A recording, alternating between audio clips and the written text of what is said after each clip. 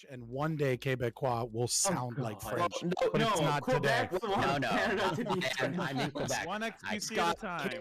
Scott, Canada seriously just wishes that they would be able to win a revolutionary war against Britain. What? Canada just wishes they'd be able to win a revolutionary war against Britain. I heard you. People keep that on one was talking rough. about burned down the Alberta White being House, the Texas so- of Canada, but it's probably Quebec if you think about it.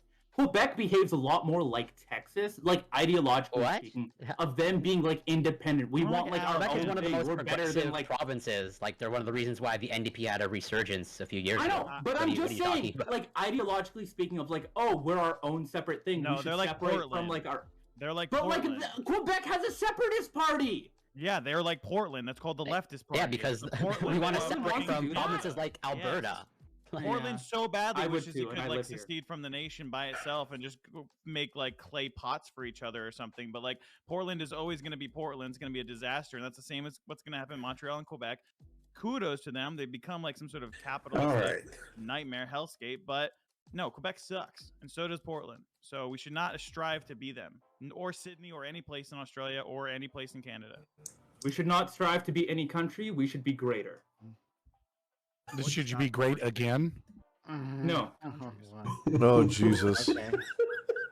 All right. Well, this is fun. Okay. I mean, Uh, I have the hat. Do you sorry, have go a ahead. hat? Can you give me the hat? Okay. Sorry, my super hot girlfriend's gonna go give me the hat. Pinky face. I have a hat.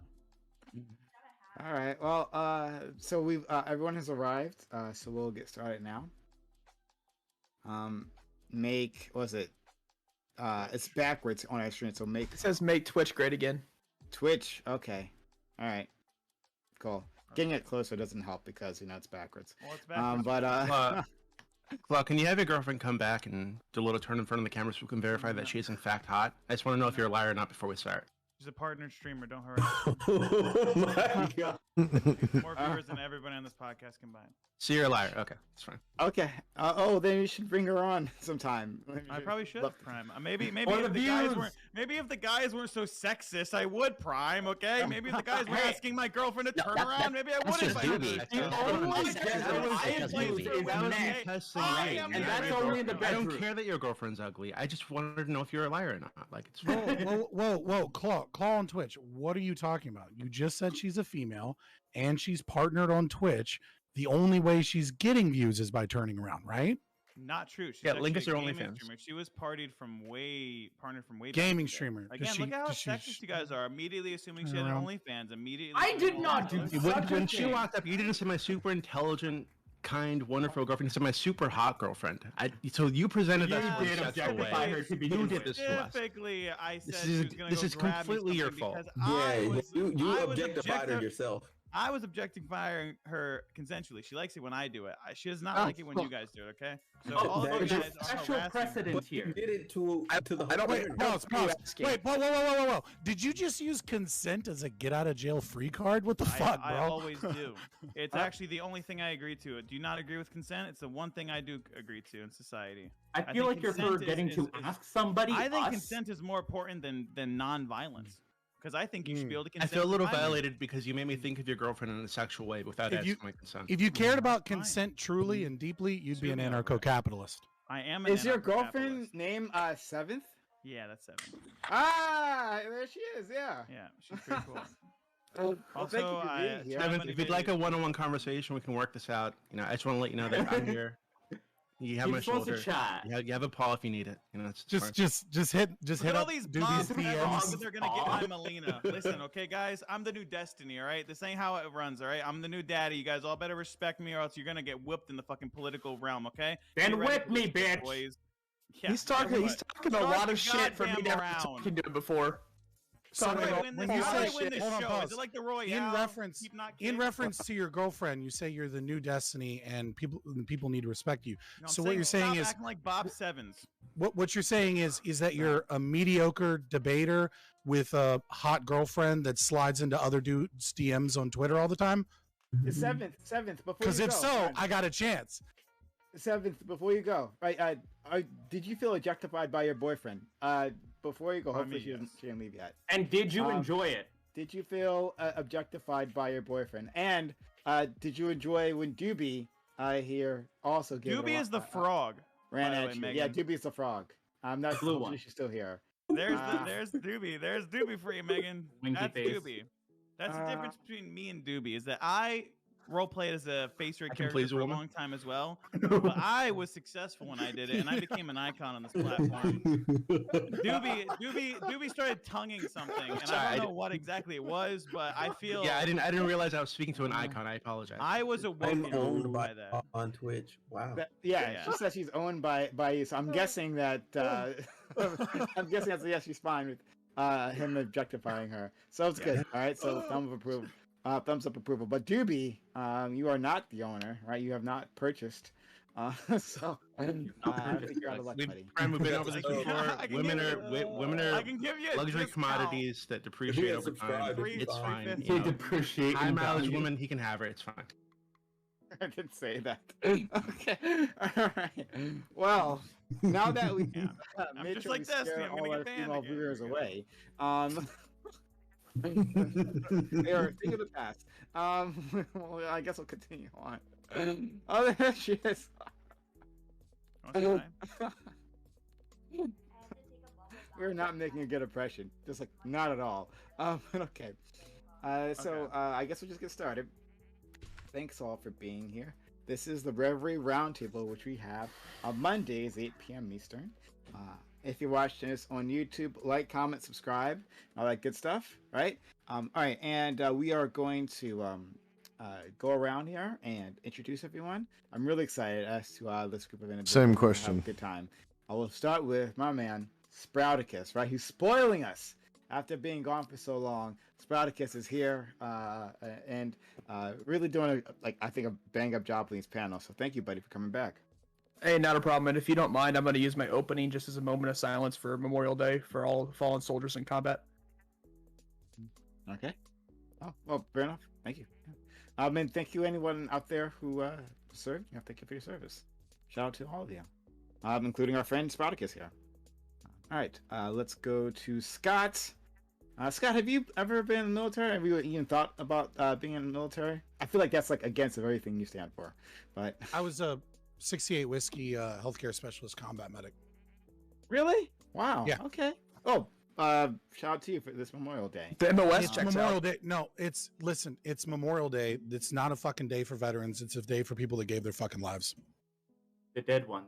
Fair enough. And he wins. We have Veterans Day for that. Okay. Nope, fair enough. Regardless, my name is Scott. I am from the duo cast Fabian Liberty. We're an anarcho-capitalist channel. We do interviews. We recently did an interview with a D-trans male that was super interesting and fun. We do philosophy reading night. We do a lot of news and analysis. We do the occasional gaming. And late tonight, we'll do a watch party for episode 1, part 2 of Kenobi and see if it's the same trash of utter fucking vomit garbage that was episode 1, part 1. Some of the worst Star Wars I've ever seen. Yeah, check us out. Thanks for the love. Scott, why You has it didn't gotta like the be forest this? chase? You didn't like them stumbling around chasing a little girl with Blah, legs? blah, Oh blah, yeah, blah. that was terrible. That shit The was whole that show was was really terrible. bad. The whole episode was terrible.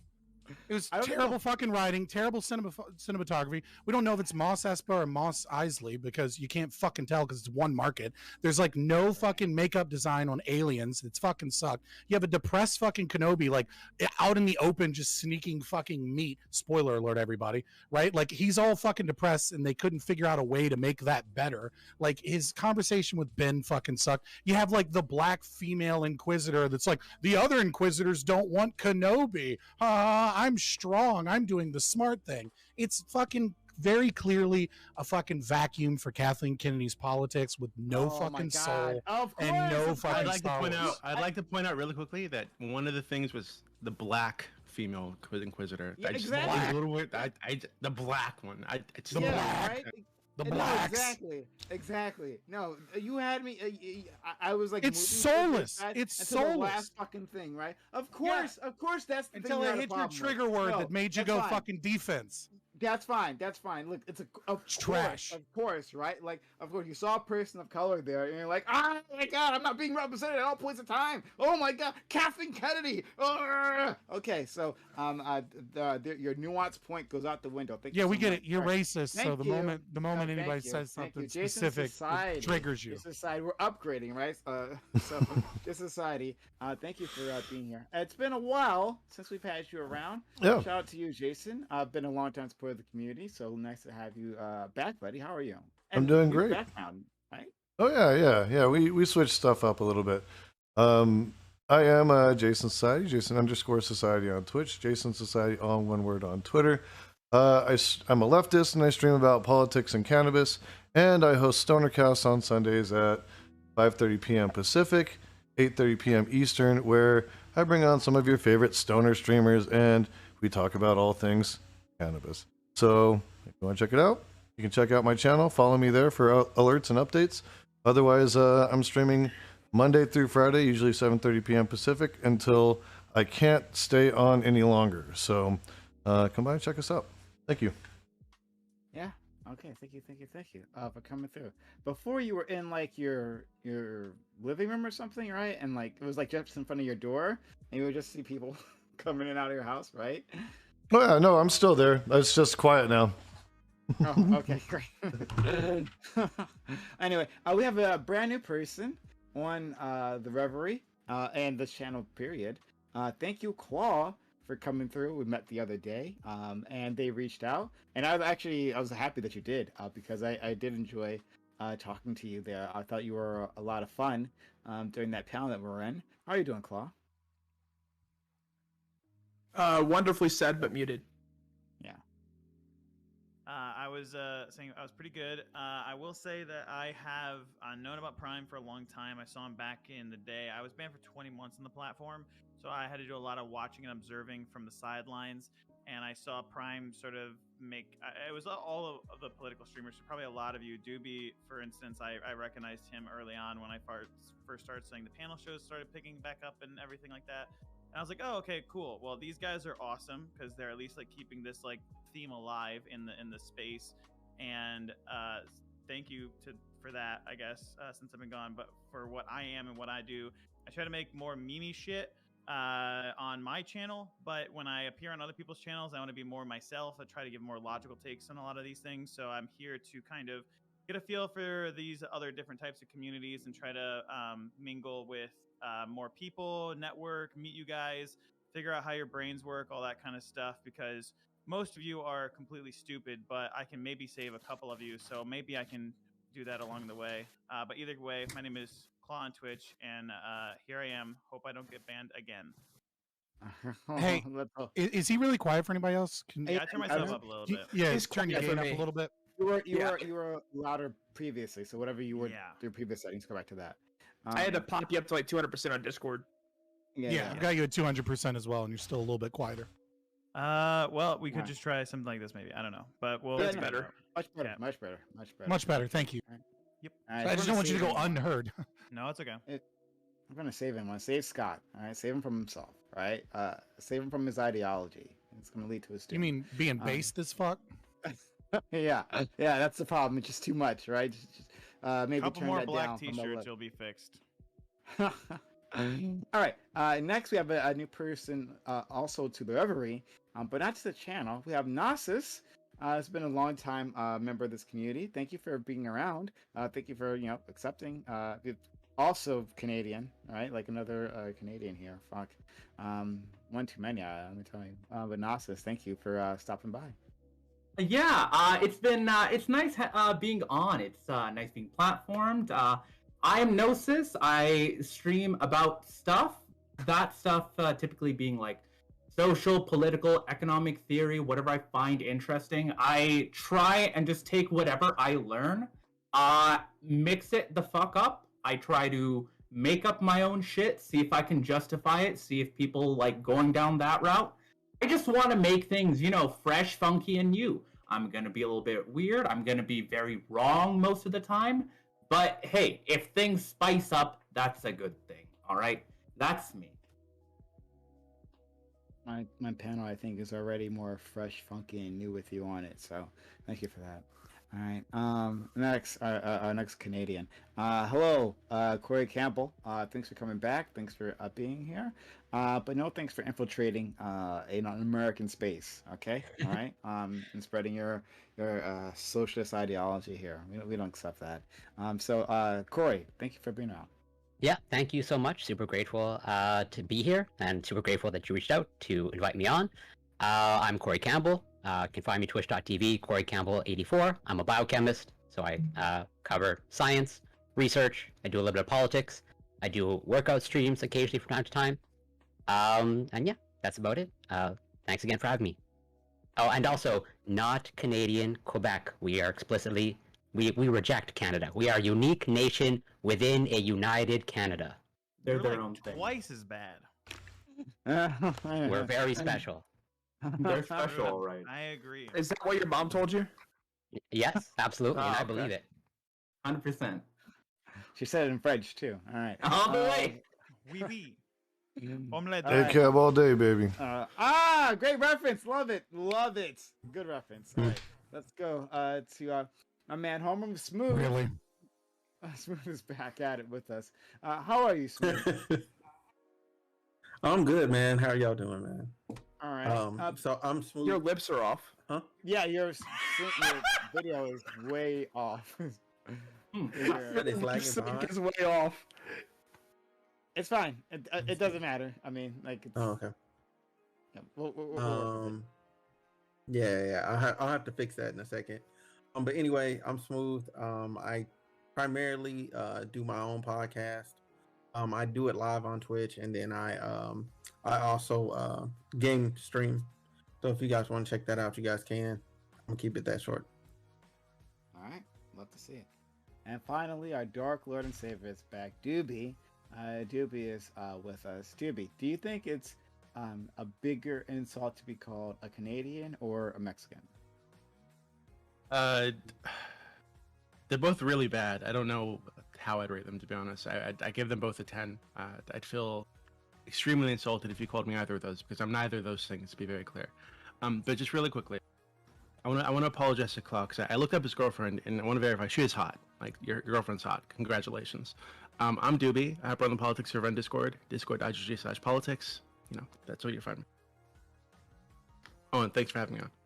Yeah. So, Claw, I don't know if your girlfriend's into Mexicans, but one She is not. apparently. Look, there's a reason people lick frogs, okay? Let's be real. All right, that was Keep really my good. That eye was on really you, Doobie. All right, and you're keeping your tongue off of everything. Okay. All right, let's jump into it. First topic: monkeypox is now in the news and causing concerns with its global spread. The World Health Organization says that it's unlikely to become a pandemic, but that there are still many unknowns, quote unquote. However, as those of us in the Western world come out of the COVID pandemic, should we trust these medical organizations and their recommendations? Should the public No be skeptical fucking way. after the roller coaster of conflicting information No way, that son. it was given over the past 2 years? Fuck Or should no. we trust in the science? Have Mouthy on his head. But yeah, so I've heard a lot of talk from individuals, like online, like the moment that this showed up in the news, that monkeypox was here, right? That people, first of all, reacted with like conspiracy theories, just right off the bat, but also just skepticism altogether with what's being told to us by the medical community, by the scientific community, and is any of that warranted?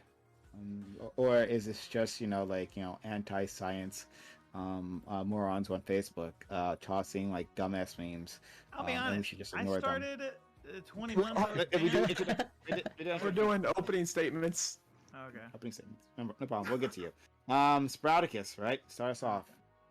I think I think there's a very good saying that comes into use here: trust but verify. I mean, it's useful to trust what the scientists are telling you, but it's always better to trust it and then verify it afterwards with your own eyes. Anything that's pretty good advice is to trust what someone is saying, but then to verify it afterwards. So trust but verify. Absolutely. Okay, let's go. Scott. Wow, nice and short and sweet. Look, I'm never gonna fucking trust the World Health Organization. I'm not gonna trust the like a multinational corrupt fucking system that's supposed to give us accurate scientific data, and just has been proven, especially with this pandemic, to not do so. I mean, even as of like right now, we have the World Health Organization, changing the COVID death numbers from 5.4 to 14.9, adding in excess deaths and not having any fucking conversation about if any of those excess deaths were caused, I don't know, by government actions. When the leading cause of death for everyone, male and female, age 18 to 45 in America, is fentanyl overdoses. And when Philadelphia has crime rates above the fucking 90s, the idea that like all excess deaths are just COVID and that's a reason to put China of any fucking organization on their board. The same people that fucking like went after doctors for daring to report about COVID, the same people that had the zero COVID policy in Shanghai, and then use this as some excuse to engage in higher, tracking of phone, higher tracking of metadata, hoping individuals sign on to more authoritarian fucking like dystopian shit like facial recognition and things of that nature so that we can stop future pandemics. No, there's no fucking reason to trust these individuals. That being said, you should trust a doctor that shares the values that you have. And these interactions should be between you and your doctor. And, and the idea that we can say that the science is the same thing as what large political or supposedly non-political entities report as the science is bullshit. Facebook, Twitter, all of these, YouTube, they're known for getting rid of doctors for daring to disagree with governments and world organizations, whatever their narrative is. And so no, saying trust the science is unscientific. If you want to be scientific, you should be skeptical of what these large organizations say, and you should have conversations with people that are more informed on the subject, such as your doctor, and make informed decisions based off of your own research and what your doctor says, knowing that your doctor probably knows a lot more about it than you do. Thank you so much, Jason. Okay, simply put, I'm actually surprisingly very similar to Sprouticus. I think there is good reason to have skepticism about any kind of mass institutional body. But I also think that you can take some of their advice and some of their insight and apply that to your life without being completely dogmatic about it. And I also think it's good to consult with your own physician and do what's right for you. But I think taking what they have to say under advisement should be treated as that. You're taking it under advisement. It's useful. It's good information. It doesn't have to be the Bible. You don't have to live by the fucking doctrine. Take what works for you out of it. See what makes sense, especially when you're speaking like with your doctor or what have you, and run with it, and you have to make the decisions that are best for you and, your life and your family. So. Thank you so much. Claw. Yeah, so I was banned on the platform for 20 months, and when you are banned from Twitch, you have nothing else to do other than to find yourself in QAnon rabbit holes. You're quiet so again. I mean, maybe move a little bit closer, but I found myself in QAnon rabbit holes, right? Now, obviously, I'm not a stupid person. I don't fall for the QAnon rabbit holes as much as Scott has, presumably, so far, but we'll get to that during the round. I do think, however, that I learned a little bit of how the enemy thinks and how they understand a lot of this stuff and why they're drawn to it. And maybe to an extent, what Jason was saying was true to an extent, but I do think that like there's a need for when we are locked down, the mental health strain that comes from all of this kind of shit causes us to go down these rabbit holes of mistrust and not trusting the government and a lot of these things because we're kind of strung up and going crazy, locked down and all that kind of stuff. That's what leads to a lot of this shit. So I think there's other avenues and other solutions we could probably look at right off the bat before we start doing this whole lockdown thing all over again for this new thing. I don't believe that we should not trust the science. I don't believe that we should not trust any of the, officials. I also kind of don't agree with the whole World Economic Forum type shenanigans going on with all of those UN, EU, WHO kind of things going on where they're all like overarching forms of government on top of the states, countries, and things like that. But other than that, I think there's a lot to talk about and a lot of good solutions that could be implemented that are better than what we've had. And I think that's largely going to be how we handle this next epidemic. Okay. All right. Let's go to Nasus. So personally speaking, I feel like it's pretty obvious to some degree. We understand how sensitive our healthcare infrastructure is, specifically to events like mass pandemics. So I understand why governments now would be a little bit more sensitive in reacting to any like worldwide plague that might potentially be happening. Although I feel like, again, as Sproutic has said, they need to be, wary and understand, like, maybe we don't really need to worry about this too much. And how I would specifically measure when it becomes a problem versus when I feel like whatever would be when the scale of infection rather than the scale of the severity of infection becomes too much of a problem. That means there are too many people getting infected, and it doesn't matter, like, well, to some degree, it does matter, like, how long they will be infected. But if it's like a 4-day sickness and it can spread really fast, it may not seem like it, but on scale, on a very, very large number of people, this will cause not a large, but a lot of disruptions that would make life not only inconvenient, but may just cause proper damage, like infrastructural damage of plumbing, of maintenance, that sort of stuff, because people may get sick. So if they do choose to take any action, in my opinion, again, I'm not a doctor. I'm like a 20-year-old on the internet who's just doing his research. But they need to react swiftly, and they need to react with sensitivity to any new information that comes out. That be it like, oh, this only spreads sexually, so like people don't need to worry about that. If that's the new case, then they need to change the restrictions to adapt to only that. But if it's way worse than it turns out, yeah, obviously we're going to need to kick it up a notch.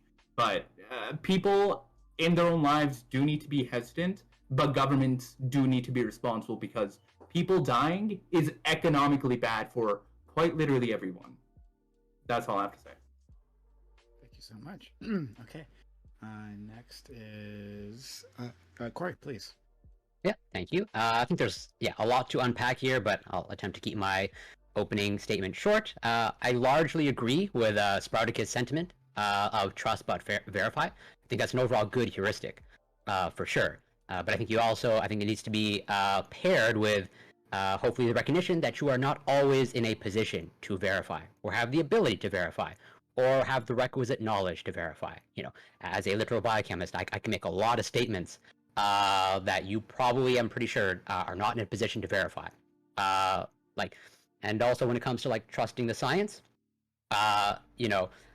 ideally we should strive, or rather, we should be in a place to trust the science, but also at the same time, we can recognize that there were totally missteps that took place during the COVID-19 pandemic that hopefully we can learn from, that has certainly undermined trust in institutions, undermined trust in certain scientists or government officials. But I'm hoping we can get to a place that we can, reestablish trust in these institutions. But I'm not entirely sure what to do with individuals like Scott that says they will never trust, no matter what. I'm not entirely sure what to do with that, but I think there's a lot to talk about here, and I'll end it there. Okay, Smooth. Oh, with me, okay, I'll address this like this. The World Health Organization is a room to be skeptical, absolutely. Okay. They were wishy-washy, they were kind of back and forth, but our administration did not help them in that regards, because we were very wishy-washy, even state to state. It was weird. You go to one state, you're outside all day, and the other state, it's like a ghost town.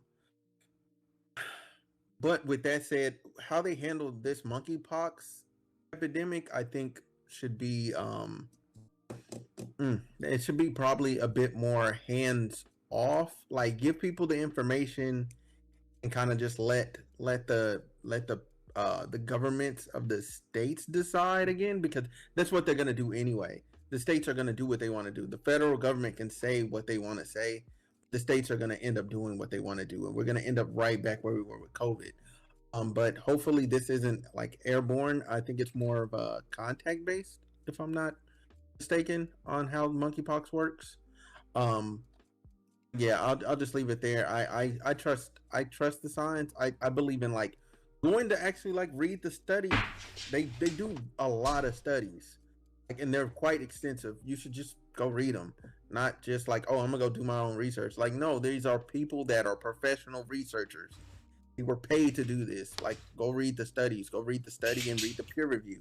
Like, they actually validate these things. But that's where I'll end it. Thank you so much. All right, last but not least, Doobie.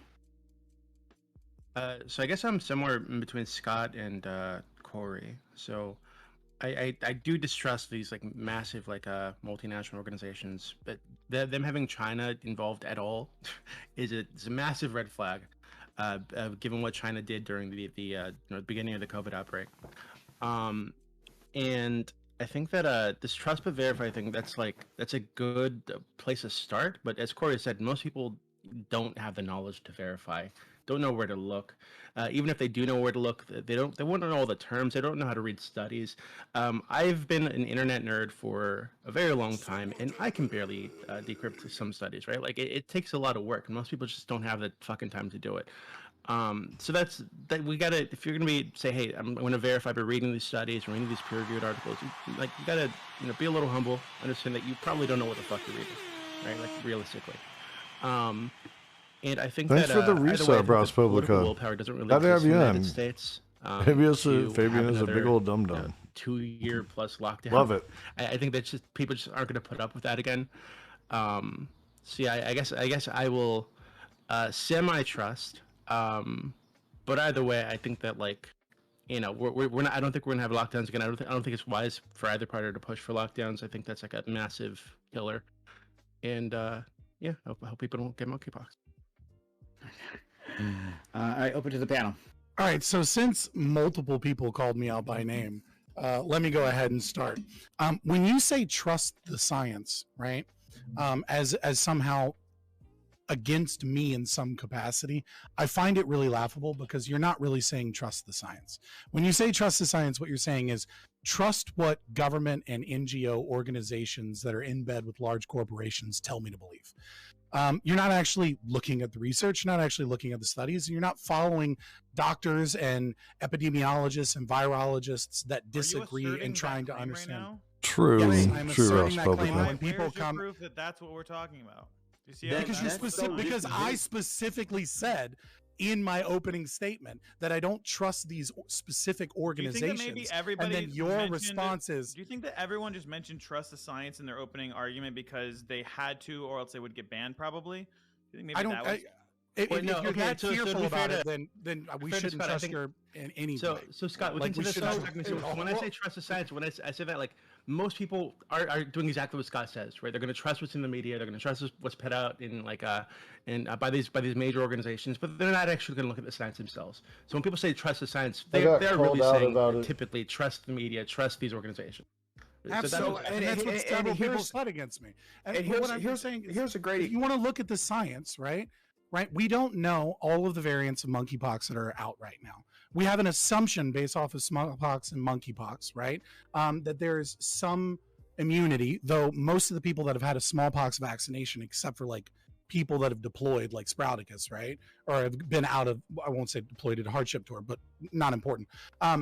People that have recently had a smallpox vaccination. In the West, most of us have not had a smallpox vaccination in like 30 or 40 years. So we don't know, like we're going to need to see actual research to see, do those, 40-year-old vaccinations still give enough protective, are they still enough of a protective factor that you should be fine? We don't know if like new vaccines like Bavarian Nordic, like how effective those are compared to traditional live attenuated vaccinations that we get for smallpox.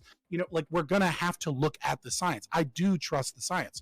But when you just say like, hey, trust the science, bro, are you like, I don't know how deep down the 4chan rabbit hole, QAnon rabbit hole you are. It's like you're tying this idea that disagreeing with the World Health Organization or actually looking at the science is somehow anti-science. And if anybody has been anti-science during this last entire pandemic, it was left-wing individuals that did nothing but fucking simp for fucking large corporations. I have a bullshit question. data. So when it comes to basically trusting institutions, I feel like to some degree, none of us actually truly trust in institution themselves.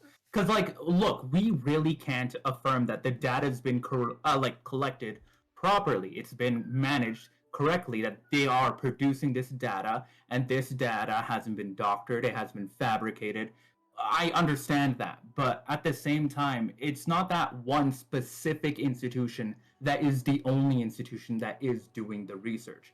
Of course, like a lot of casual people, we should keep in mind they're not going to go through the effort of actually doing the research. They're only going to look at like what's on mainstream media. They're going to look at what's on like Twitter, fucking WhatsApp, Facebook, that sort of shit. They don't put in as much effort as we do. But the ones that do, I feel like, again, we have this ambient level of distrust that we all work with, and calling it out doesn't really get us anywhere. Because if you blindly trust anything, you really can't work with it. If you blindly distrust something, you also can't work with it. There's always going to be a level of ambiguity of, you know, that they have a bias, they have their own goals and motivations, and they're obviously but the going last to do 2 years something haven't negative. shown that. The last years haven't shown that. What the last 2 years have shown is that when these institutions put out public statements, people are willing to just blindly repeat the same shit to other people. Well, obviously not. Otherwise, we wouldn't have people taking ivermectin. I mean, give me a break. Like, no, there are people that are not listening to that advice. There are a lot of people that are not listening to that advice. Hear me out on this one. So here's a good thing to do is to trust but verify. You trust that you trust what you're hearing. You go verify it. Like I trusted the information I was getting about the vaccine. I verified it with my doctor, who is in charge of my medical records, who has access to all my medical records, which will give me the most sound advice on what I should do medically for myself. My doctor said wait till it's FDA fully FDA approved, because I had some health conditions that were showing might be a problem with the vaccine, but full FDA approval, and if there was nothing out about my health condition, then the vaccine would been fine. It got full FDA approval. I went and got it. Trust but verify is a huge thing. Trust what you're hearing, but verify it with your own personal doctors, with the people you have around you, and also understand that science is all about proving itself wrong over and over and over again. Science is always attempting to prove itself wrong to see if they were wrong and to move science along. Science is literally to try and prove themselves wrong or prove their predecessors wrong over and over and over again. Because that's like what the Republican Party kind of does for themselves. So, like, here's the problem with, like, a lot of the proving themselves wrong thing. That was a joke in case Scott missed it. But the thing with, this whole trust the science or not the science, or the science in quotes with the TM after it, all that shit. There's the scientific method that you guys are discussing and trying to say that you should be constantly challenging the science. And there's the science that the policymakers have to adhere to for making their decisions. Now, when they're making these decisions, they have to address what the fuck they know already. They obviously can't talk about quantum mechanics and all the fucking shit that might happen in the future, because that's not solidified yet, okay? If you want to partake in those arguments or debates, you have to, like, go into those researches and actually go into those sciences, right? We haven't, like, solidified any of that shit enough to make policies on them.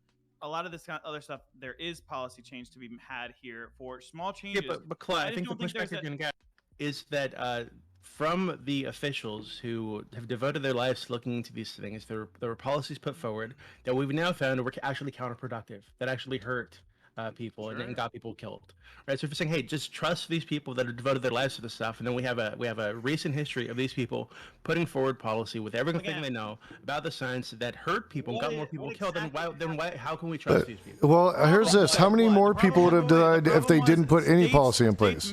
States making the decisions on their own to have different policies was a large issue this last time for COVID, correct? Where the people that made decisions didn't even follow through with their decisions, such as the governor of California, who almost got ousted to pick another governor outside of election cycle. He didn't even listen to his own recommendations, not even recommendations, he didn't even listen to his own instructions that he gave the citizens. I mean, shit. We- Even we Boris could've, like, Johnson L'Oreal didn't during fucking the listen. really Look at dropped him. the ball. Okay, So now, and- pause for a and second. Scott. We're bringing up like fucking governors of California saying what they didn't do what they said they You're were going talking to about do. what the states did. Yeah, Are so you we're talking gonna about bring like the rules governors for of the thee, not states. for Yeah. thee? You brought up what the state did, and I'm telling you what the state actually did. No, you're bringing up just- what the governor so, actually can did. I ask you a The quick governor question? I almost wanna had a let- scandal. The governor's part of the state. One second. I want to let Corey in. He hasn't had a chance to talk. Go ahead, please. Yeah, well, first, I think we're conflating a few issues in terms of like there's the government response, and then there's like what the scientists attempted to put their messaging as. And sure, we can say that was their message like absolutely 100% always correct? No, but science is messy. Science is not infallible, just as humans are not infallible, and we make mistakes. That's part of the scientific process. That's built in, and hopefully we learn from that. But also to bring it back a little bit, Scott, when you say people should trust their doctors, like by what basis are you saying that? Are you saying that doctors are conflict of interest free, and that there's like no evidence to show that there are some doctors who clearly have conflict of interest, especially in the United States when it comes to lobbying pharmaceutical companies? Like, on what basis are you saying that people should then just trust their doctors but not the institutions? So Corey, like you and I have had several COVID Absolutely. vaccine conversations where we go really deep into the science and policy. Most people are not going to be as well aware of all of the shit that you and I are well aware of, right? I Like they're agree. just not in any way, shape, form, or capacity. And so what I said initially wasn't just trust your doctor. I said find a doctor that Hey, matches Dobby, your hey, y'all values, floating in. Absolutely. right? And listen to that doctor because We're on they're the Reverie likely with to know Prime a lot Kais. more of what's going on. I Talking think both about of those aspects are important. You don't just blindly trust any doctor. whether you should find a trust doctor these that matches your values. So, World Health for example, organizations if you or are whether they someone are that corrupt is, and aren't let's say, vaccine worthy of our hesitant, time. right? To use the media's own terms, and you don't like the COVID vaccination because of all of the issues that have presented itself with that vaccine and because of your specific life, your interests, whatever, right? If you go to your doctor right now and they were like, hey, this vaccine, not looking great. I'm not even going to call it a vaccine. I'm going to call it an mRNA therapy because that's what I believe it is, right? And they match your values and you talk to them about monkeypox, your doctor is probably going to say one of two things. He or she's either going to say, look, monkeypox probably isn't that big of a deal right now. Don't worry about it. Or they're going to say, yeah, smallpox vaccines have like almost no fucking issues, right? You're probably fine, right? And so the same people that might have been alarmist about one vaccine, when speaking to their doctor that knows what they're talking about, it's like, yeah, dude, I'm going to take this bifurcated needle. I'm going to jab you in the fucking arm 15 times. It's barely even going to fucking sting. And then put a patch over it and clean it over the next couple days. And you're going to be fucking fine. Right, but because they match your values and they have information. Hold on. Don't have.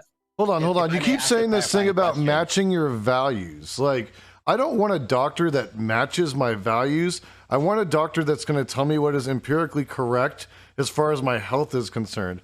I could give a good goddamn if they're a socialist or a fucking MAGA. I want correct fucking information. Oh, yeah. You know. Let's just Okay, say I'm just ask actually a going to come to question? No. Wait. Scott. So That's you're stupid. You're saying That's just no, pure so you're stupidity. Saying, you're saying to have a doctor that doesn't care about politics or policy or any of that is just going to give you medically sound advice every single time. It's stupid. I didn't say that. I said not having a doctor that doesn't match your values is stupid. So- If you're searching for a primary care physician, right, and you're going to see this doctor regularly, it should be someone that understands you, that has a relationship with you, understands what it is that you want, what your goals are in life, and that's what a relationship with a primary care Okay, physician is. but- It's not a but- fucking, like I don't want my epidemiologist because I don't have one to like match my fucking political views. It's not what I'm saying. I'm saying he or she understands what it is that you want because they are providing you a service. But your So doctor to doesn't. put it in like, but your to doctor put doesn't. I may it in like a doctor does simple not way, need- what wait, Fabian a is second. saying Give me one is second. Your that doctor his- does not. Your doctor does not Jack need the same Corbin, political thanks for stance. chatting in. Your doctor And does not just need wanted to political say, stance and anarcho-capitalist. He gave the example of the vaccine. So I Spartacus, wanna, what state do you live in right now? Do you live in a state live where in weed is Indiana. legal? No. Weed is illegal there, right? Do you Yes. smoke weed? I'm gonna let you went- decide on that one. When you go to your doctor and you have to tell them that you smoke weed, do you think that if you did not align their political values, did not want weed in the system, that they would tell on you and make you get arrested or something? Because No. that could potentially happen. No, I don't think that would happen. No. Calling your NCO right now, Sprout. So I'm just think of it saying like that, this. like- Imagine if you were trans and your doctor was like a very Advent conservative. They would probably refuse you treatment. But that's because like they don't That's really why you view need you someone as a person. your primary care doctor needs to be someone that understands you as a person on top of Exactly. the other things like you were talking about. There's obviously the empirical evidence is all backed in top of that other stuff, right? In order to be a doctor, they have to do all of those things. But they also have to know who the fuck you are, and you should probably find somebody that like aligns with your things. Because, for instance, I've been completely honest with my doctor about everything that I've done or not done or whatever the fuck, and they know exactly what to give me drug wise or not drug wise. They know when to wean me off of shit or when to increase my stuff or whatever the fuck they do for doctor shit. They know all of that stuff because they Do you know think- exactly what I'm doing in my So, private Claude- life. Because so, I Claude, trust do you- them. Do you think that they have to agree with what you're doing in your private life to be able to be a good The doctor? doctor's gonna tell on you, and you're gonna go to prison. Do you No, think because that's gonna happen? because I have a good relationship with my doctor because I spent the time to. I'm pretty sure that's outside the doctoral code that doctors can't just send you to prison because you told them that you've done a drug. I don't know what the fuck doctoral code is, I but it's a have no HIPAA idea what the fuck. violation. I literally know people that have told their doctor. I haven't ever done heroin, but I know people have told their doctors they do heroin, and they've never told on them at all. They just helped them and they Probably healed them should've, and they got actually. through them I've shit. confessed a lot of crimes. So Yeah. okay, But- alright, So you want a doctor that's um, gonna hide your illicit drug use, yeah. of course. Well, no, guys, I if think you hear They're required to hide my illicit drug use. If you hear popping noises, they're doing fireworks outside my window, and it's super fun. Memorial So, hooray! And I'm so thankful Hey, for dead the people. fireworks. But okay. Anyway, the point is, so Scott, you are kind of on the same page as what Spartacus was saying previously, and trusting your doctor and using your doctor necessarily as a first source. The problem with that is that doctors aren't scientists, right? Those two things aren't the same, right? There's a Venn diagram here, and it doesn't completely overlap. There are some I'm fully doctors aware. who do. Yeah, fair enough. Yeah, but not everyone understands that. To be fair. So there's some doctors who do research and who are deep into a specific field and are making advances on that, and others who are just, practice medicine, which is great, but they may not understand the area of virology, right? Like may not know exactly what's going on. So when it comes is the monkeypox dangerous? You'll find so, some like, if doctors you're- that'll look, say, your typical MD. I'm almost done. I want to hear your response. Okay. So there are some individuals who some doctors who will say that this is extremely dangerous, right? Others will say, well, no.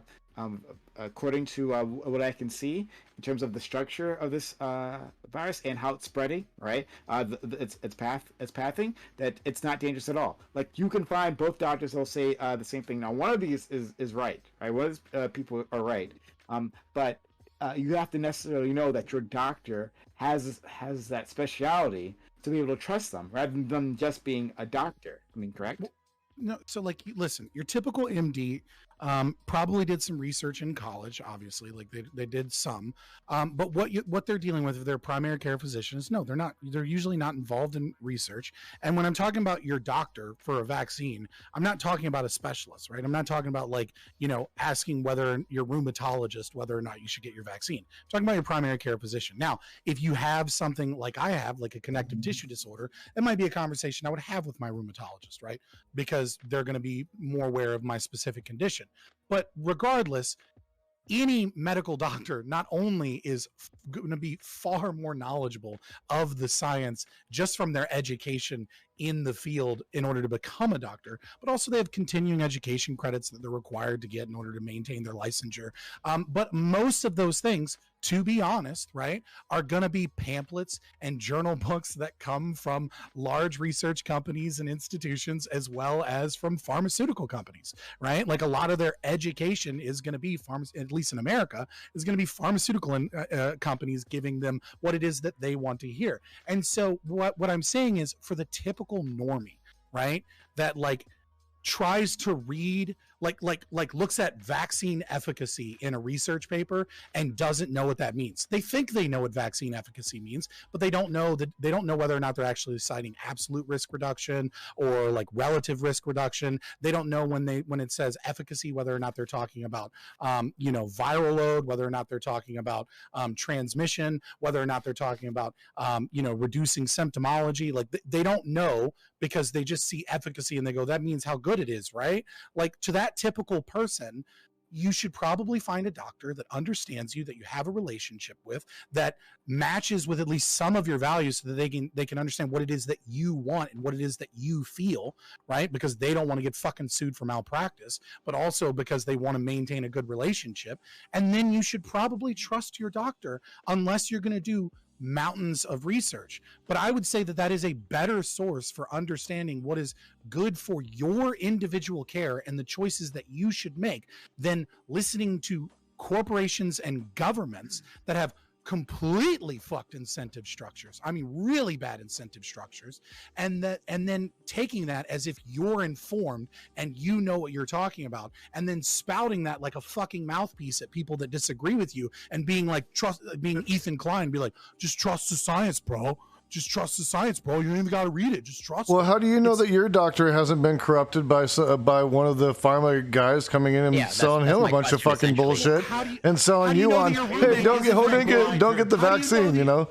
So, like, that's the thing. You could apply the same fucking logic. And blow your brains out. But you could apply the same logic. Like, you're talking about, it's the same logic. Whether or not we should have any trust at all in humans ever, right? As opposed to, like, where is the best source of information for what you should do with your body. The problem is, gonna be honest. Let's go to Narcissus. Narcissus, go ahead. Yeah, I was gonna say, if we want, like, okay, if we're gonna do like the whole medical safety route of, like, if you're gonna do medicine, you're gonna need to focus on making it as safe as possible. Yeah, honestly, we should probably go with the most paranoid route if we want to be as safe as possible. But my main thing is that, like, yeah, obviously there's going to be, like, people that know that, all right, my body's a little bit fucked up like me. I'm South Asian. Pakistanis have a higher likelihood of having ADHD and developing diabetes, but that's a whole other thing. But because I understand that, like, yeah, I mean, Jack, that was kind of my point. Like, dude, like, you can say it about anything. It can be applied across the board. It's a ridiculous notion. Or understand that there are I can't stand that premise. I think it's fucking dumb.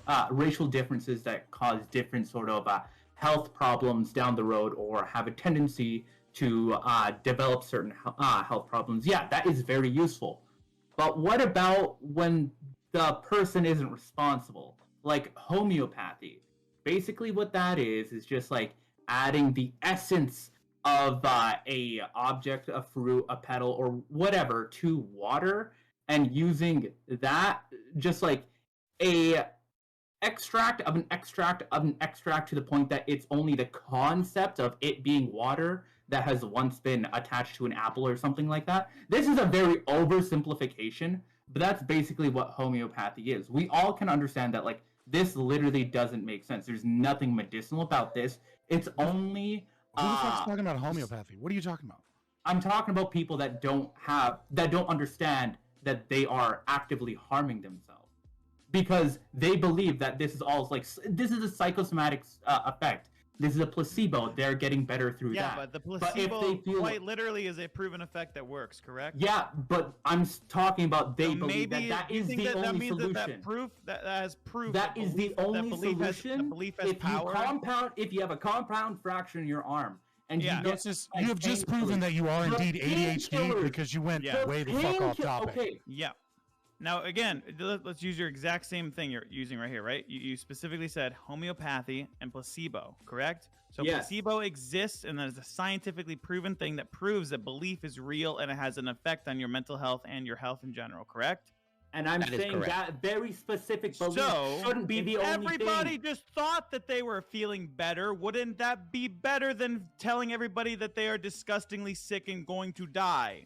if the house is on fire, shouldn't we tell people there is a fire instead of letting them Sure. sit there and inhaling the the house smoke? is on fire and there's all 100% things If they else understand the being house equal, is on yes. fire, maybe when I turn and the they oven still on and there's a choose to stay 1% in the chance house, of death, I I don't have give to a fucking shit. call the Look, fucking ambulance. Yeah, because if that 1% happens, maybe you should call the ambulance. Oh no shit, bro! But Yeah, I don't and I'm saying that this is that 1% chance happening, no, it's and not. they are That's the whole choosing not to point. call the fucking ambulance. Because you just said it's 1%, not 100%, bro. It's 99%. Okay. I'm saying that's this not- chance occurred. Listen, we can agree that people trying to fight viruses purely out of homeopathy are probably a little bit off their fucking rocker, but that's a very specific small Yeah, I'm portion of saying the that population. how It's do we not fight- like what we're But talking about. I'm here. saying May I that ask you a is the question, Scott? extremified behavior of what I'm trying to combat, of people irrationally believing something that is proven not to work. Let's go to Corey, then Sprout. Yeah, Okay. Scott, if I may ask, so like I agree with the overall sentiment that you should have a good relationship with your doctor, and hopefully you can find a doctor that you can establish a good relationship with, that knows who you are and more or less what you want. But Right. I'm curious, like what would you say to the individual that, like, based off of so they have a doctor-patient relationship, they found a doctor that presumably aligns with their values, and they overall have a good working relationship. What would you say to the individual or the patient that, based off of their research, they don't want to take the vaccine? They go to their doctor, they ask about it, but that the doctor recommends it. Would you recommend that this person finds a new doctor? Well, I mean, like there's not enough information there, right? Did the doctor lie to them? I think would be the first thing. Like, did they do research and find that the doctor provably lied to them? Because if so, yeah, you need a new doctor. But if a doctor, if they have a good relationship with their doctor and their doctor says, look, here's what I think, and they disagree, right? Then, I mean, that's still up to that individual's choice. Like, Yeah, I'm not saying force it on the individual. I'm just curious in terms of, like, would you recommend, like, given that, like, based off of a prior relationship, it seems like there might be an right, alignment of there's values, not enough. but given, There's not enough. given There's not new enough information circumstance, there, right? Like, there's not enough information there. They Like, can't provide like I 360 think people context, should have but- the freedom to go to another doctor if they want, and I think they should also probably take heed of what it is that their doctor says, especially if they have a good relationship and their doctor has worked with them in the past and they align with their values. They should maybe like think twice about their own quote unquote research if their doctor disagrees with them in this specific instance. But I mean, again, I would need far more variables to understand what I think that individual person should do and what I would recommend to that person. And then it's sort of expanding, like, so then how do you, like, so then what should government officials do in terms of, like, if they want to implement sort of any public policy in terms of a response to a sort of pandemic, like, who should they trust then? It seems like you're saying that you can't trust anybody. Corey, and that we've there's had no- enough conversations for you to know that I'm an anarchist, right? Yes, I don't think the I'm government aware. should be fucking involved in this at all. I know, but given the like, totally, like, I understand the space that you're coming from, or just, like, get rid of it all. I'm like, yeah, I know that you're coming from the space of you can't trust these institutions, just period. But I'm saying, given that they exist, like, what can current existing government officials trust?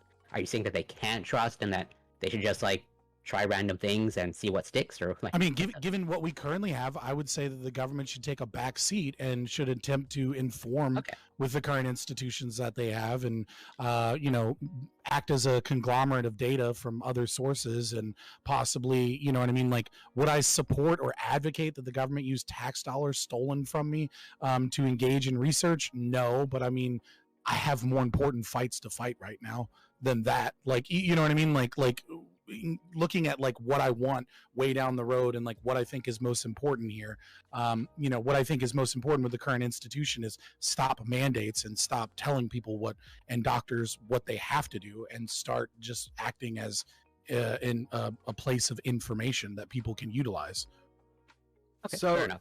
So first off, to what Claude told me a while back, is that it's illegal for a doctor to inform law enforcement about drug use. That is illegal. There's doctor-patient privilege, and that violates doctor-patient privilege. You can't go to your doctor and be like, "Yeah, I took heroin," and your doctor be like, "Oh, calling the cops. You're gonna be arrested. You took heroin." So I mean, to be fair, they should. well, they it's should also follow the against cop. it's also against doctor-patient privilege. But there's no such to- thing as I mean, doctor-patient privilege. there so is such thing as doctor-patient privilege. It's called If- HIPAA. if- It's not a lawyer agreement. It's not like Yeah. that type of same thing. But They there are is- also mandated reporters if they think that someone is like serious threat to themselves Yep. or No, others. I Yep. understand that, but only Can they send you to a mental health hospital for 72 hours if they don't feel like you're yeah, exactly. So if you're doing they're cocaine or mandated heroin, reporters, they but can, it's they not. can they can deem it however the fuck they feel like it. And unfortunately, if you are a fucking member of the wrong fucking team, you're going to wherever the fuck they send you, and you're gonna take whatever All right, so psychotics they want all you right, to take. And you can go against the If they source live that I a have then happier on life, that. that's But it's illegal for a doctor to just go out and tell police that you have done drugs. has nothing to do with police. So I just went around it again, just you like asked, how you just asked, like no, you just know, you like know, how Cole- who Cole- and Cole, World I was Economic talking, Forum Cole, and so everyone else. I can talk over you as well. We can I play know this you game if can. you'd like Go to. ahead, You can go play ahead, this go game ahead, if you'd like to. I invented the Royal. Okay, Whoa, so you can stop it. Knock I- it off. Knock it off, Sproutacus. Go ahead. So you can disagree with the source, but it's illegal for doctors to do that. Second off, most if not all medicine is tested against a placebo.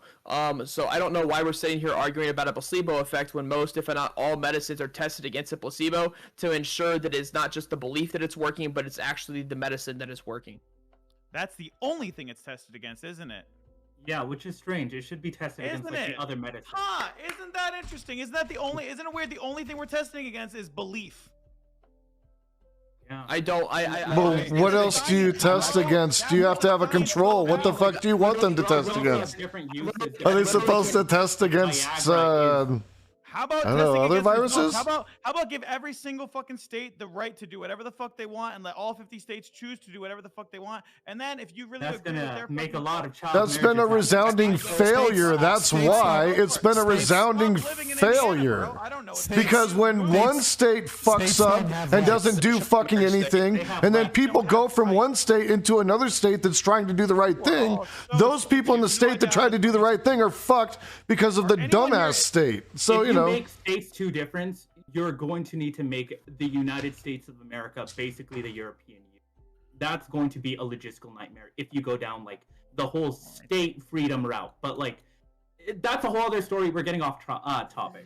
But like, it seems like we all understand that there is an institutional trust issue, and we understand that it is very difficult to not only develop trust, but to maintain it, because as soon as it's lost, it's very difficult to trust something after they've betrayed you and betrayed that trust.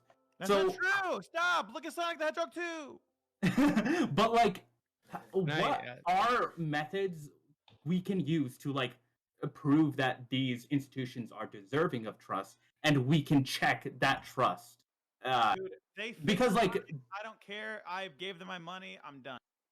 Okay. Can But yeah. Mhm. Go ahead, So- DB. So really quickly, Sprout. Claude just walked away. But you need to keep in mind his girlfriend's walking, so he can't. His girlfriend's watching, so he can't let another man dominate him. So just be a little more lenient. You know, give him. I'm sorry. I mean, you made emasculate him. I apologize for emasculating. don't do Claude. Beta! So really quickly, Sorry. Separate from all this like talk about who we can trust and how do we know our doctor is not a deep state official, do one of you guys think that like there is political will for the lockdowns? Because I think that's why I just don't really give a fuck about monkeypox. I don't think there's a chance that the states are in a position to mandate the sorts of things that they did with COVID. I don't think people are going to accept them left or right. Right, Yeah, did I any of you guys agree. disagree with that? I think there's absolutely some pandemic fatigue, regardless of whatever your political leanings. Like nobody wants to, even though like yes, the left were largely more accepting of lockdowns. I think it's. Oh, if you told.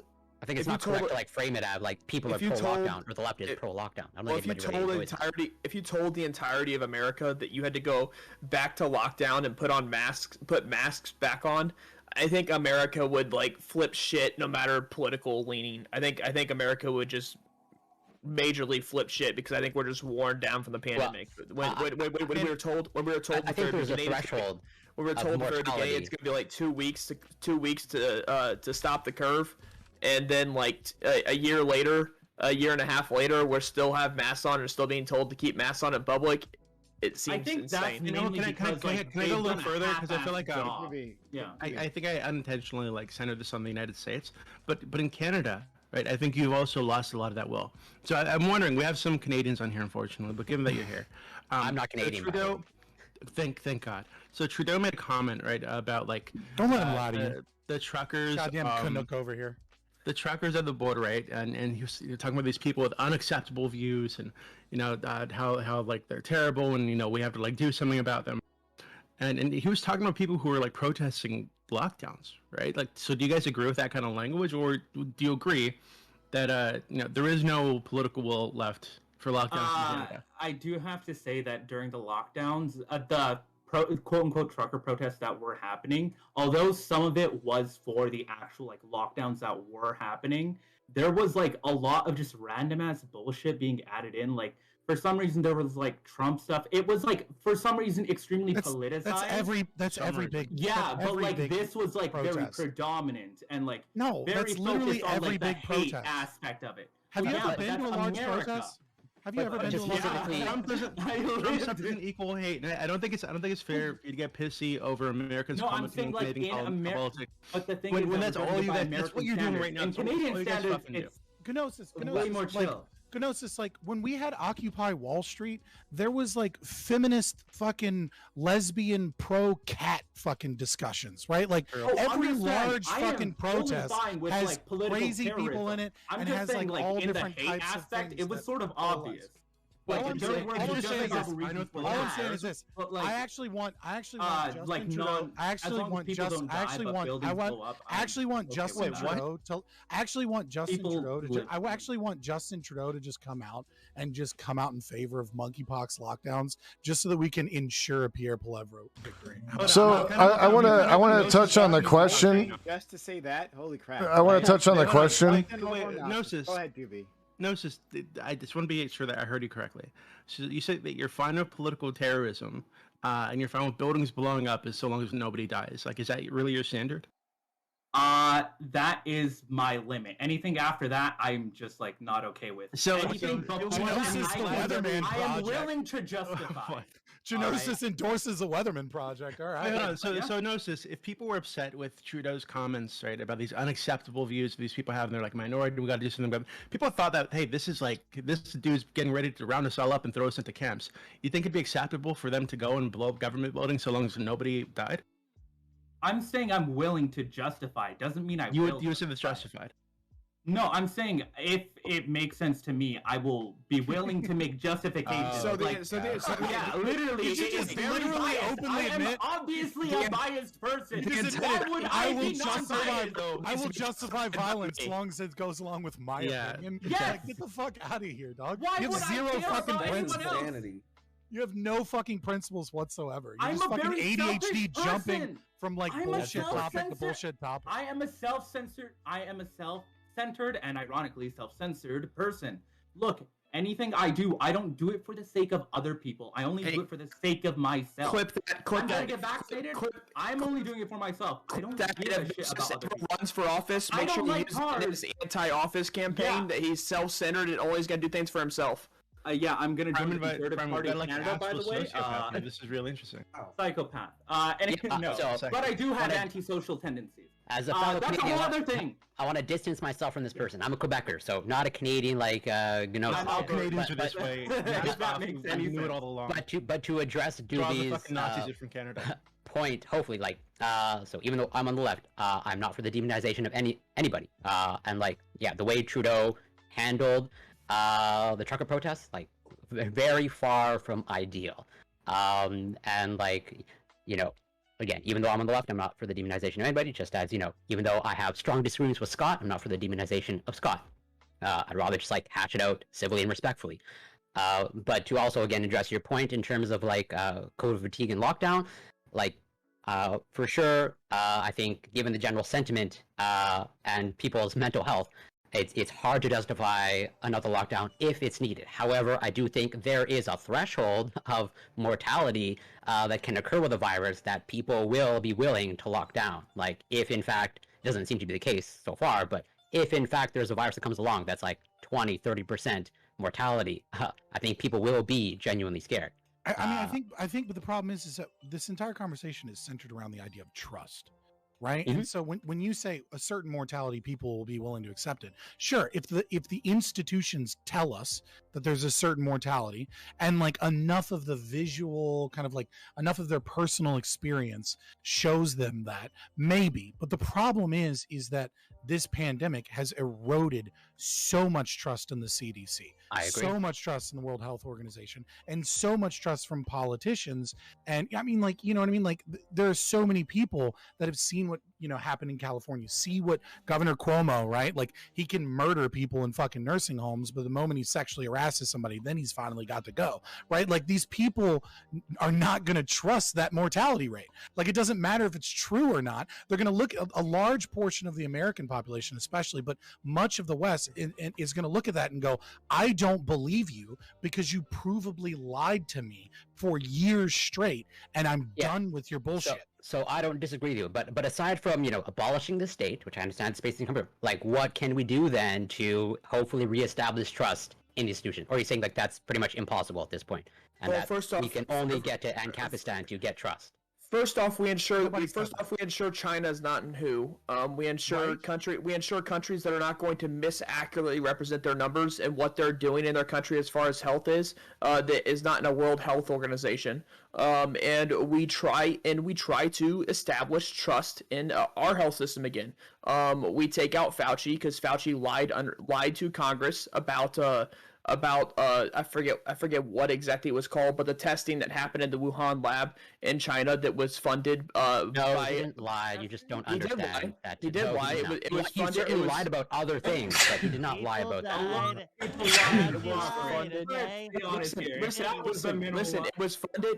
It was funded by another party that we backed, and we knew it was happening. And we continued to send the money, and we funded this just. Where's the laptop? Didn't that happen in Afghanistan? I'm Anyways, sorry. What? It happened in the Wuhan lab in China. No, of just like funding something that fucks you over. Anyways, yeah, continue. That wasn't okay. Welcome to America. Like, welcome to states and Hey, Canada. it What was are you not talking America. about? I want to say this. It's not America. First off, I'm It's talking about America Fauci post lying in front of Operation Congress, Paperclip, but okay. Look, our whole fucking government is filled with Nazis right now. We have to figure out how to get rid of that shit. How are we gonna like assume every 20 It's years filled with the Nazis? CSI Yes, the CIA literally leaks to us. Hey, 20 years ago we lied to you and did all these fucking fucked up things, and now we're not doing those things. But in 20 years we're gonna find out that they were still doing those fucked up things, and that's consistently been our entire history with the CIA. So look up Operation Paperclip, man. The whole fucking government, including WHO, WEF, CDC, UN, EU, all filled with Nazis. It's abysmal. The whole thing's stupid. No, Anyway, I remember jumping down that rabbit hole when I was in my early 20s too. That's No, cute. I said That's I became very a cute. member of QAnon while I was banned on Twitch. If you don't want people to be a part of QAnon, stop banning people on Twitch. DGG. Ban. Oh shit. I mean, he's not wrong about So- Operation Paperclip. Like, that did happen. To be fair. So essentially, we get people out that we know did lie, and then we move forward and try to reestablish trust the best way we can in the organizations we have, by pulling China out and pulling people who have lied to Congress and to the American people, about health crises that we've been experiencing. Does that include politicians as well? Why do I want to reestablish trust in these politicians- institutions? I don't Politicians are understand. voted. Politicians are voted in. No way. Fauci was not. So I'm talking about bureaucrats at this point in time. I don't understand why we want to like I don't understand why trusting these institutions is by default a good thing, right? Like, I'm trying to, like, are you saying that like we'll clean them up and then they won't be corrupt and they won't have the same corrupt incentive structure magically? I Like, think it's Do more you like trust we the should fire find ways to, department? like, I'm just test curious. Do them. you trust the fire department Well, In if I what if I lived capacity? in Uvalde, I wouldn't trust the police department. to warn you about fires, potential fires like no burn days, shit like that? Do you trust them to put your house out if your house is on fire?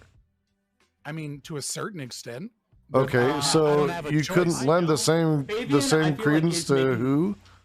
I You hate know? to say this, but I feel like Fabian is making a pretty good point here. I don't think like trust is something we should rely upon if we're going to get anything from these people. We need to make sure that these are like reliable. We can fact check them, and there's a way that we can basically correct any errors we see in such an institution. Well, With fact Google, checking, which we can't do. And yeah, like fact checking has its own issues. No, but what I'm saying is fact checking health organizations with the new Twitch TOS has become a big no-no. You cannot fact check health organizations. I mean, like you can, but they selectively apply it. I mean, nobody knows. It's super fucking vague. Like Twitch even says there's that they no- don't fucking. Their harmful disinformation TOS specifically like states that they're supposedly not the ones making the decision and that they're going to other parties. And then they list an example of one of the parties that they'll use, which is like a hardcore fucking leftist status fucking organization. So like, do who you- the fuck knows what the TOS is and isn't? So do in you that think regard? that if platforms and just not just platforms but anywhere that we have more discussions and more dissenting discussions, that would be better, that people would have more trust in these organizations, that instead when they hear that so and so gets banned for questioning the science, right, and however way they do that, that in itself damages the reputation 100%. If you don't have free speech, right? And like you make the QAnon thing, it's exactly what Claw on Twitch said, right? Like you make the QAnon fucking like radical fucking views so much worse when you're banning people like Dr. Malone. Like if you disagree with his science and you say that he's wrong and you want to prove him wrong, then like you should be able to do that. But when you just say, oh, certain things are no longer allowed, what a lot of people see is, oh, these people are the real people. These are the people that actually get it, right? And what they do is they follow them to places like Rumble. They follow them to places like BitChute. They get into an echo chamber, and then they find even more places that are far more of an echo chamber, right? Because Rumble is just a free speech alternative, and everyone should be on fucking Rumble because there's great shit there that isn't anywhere else. But then what you end up doing is, as you kick people off of platforms, especially doctors and epidemiologists, what you do is you grant legitimacy, because what you're saying is, I'm afraid of these people being part of the discussion. And once you admit that, what you do is you push people into echo chambers. If you want to solve this fucking problem, you have to be focused on an open dialogue with people that disagree. Science requires it. Right. And that is still happening. That is still happening in the scientific community for the most part. But the problem is that the reporting of it, because most people can't understand what's happening in the scientific community, if there is such a thing, which there really isn't. But we'll just say scientists doing research, right? There's still research that is done, but the media then picks and chooses. And you can find most of these journalists don't even understand what the fuck they're reading. It's so hilarious if you actually know what's in some of these papers and then you like listen to their reporting or read their reporting. You're like, you clearly have no idea what the fuck is in this paper. Go ahead, Corey. Yeah, so to hopefully address a couple of Scott's points in terms of like, yeah, it seems like Scott is correct in terms of like echo chambers are a thing. And I don't know that banning is the answer, but also at the same time, like given also the knowledge that it does seem to appear that misinformation, disinformation spreads faster, way more than accurate information. Like how do we integrate that, right? So it's like, as much as I'm not for banning, I don't know how to deal with the fact that, you know, inaccurate information is just seems to be more readily accepted amongst people than accurate information. And to say that, you know, like totally science is about debate. Science is hopefully about skepticism and hopefully bringing as many voices together as possible. But there is still a certain amount of censorship that occurs in science, as in like, I presented at many scientific conferences, and you have to submit an abstract. And you know, if I'm whatever going into whatever, I don't know, a geology conference, and I want to submit my abstract about flat Earth evidence, like that's going to be rejected, and it's going to be rejected on good grounds. You can't just like not everyone is we deplatform in science and scientific conferences, and we do that with good reason and on good grounds typically. I mean, anybody that's ever had to research how to write a grant proposal knows that the scientific community obviously has some censorship, right? Absolutely. And I'm not saying it's all good or all it's bad. not. It's nowhere near as bad as what is occurring in the information that normal people get. Is what I'm saying. That's fair. Qua?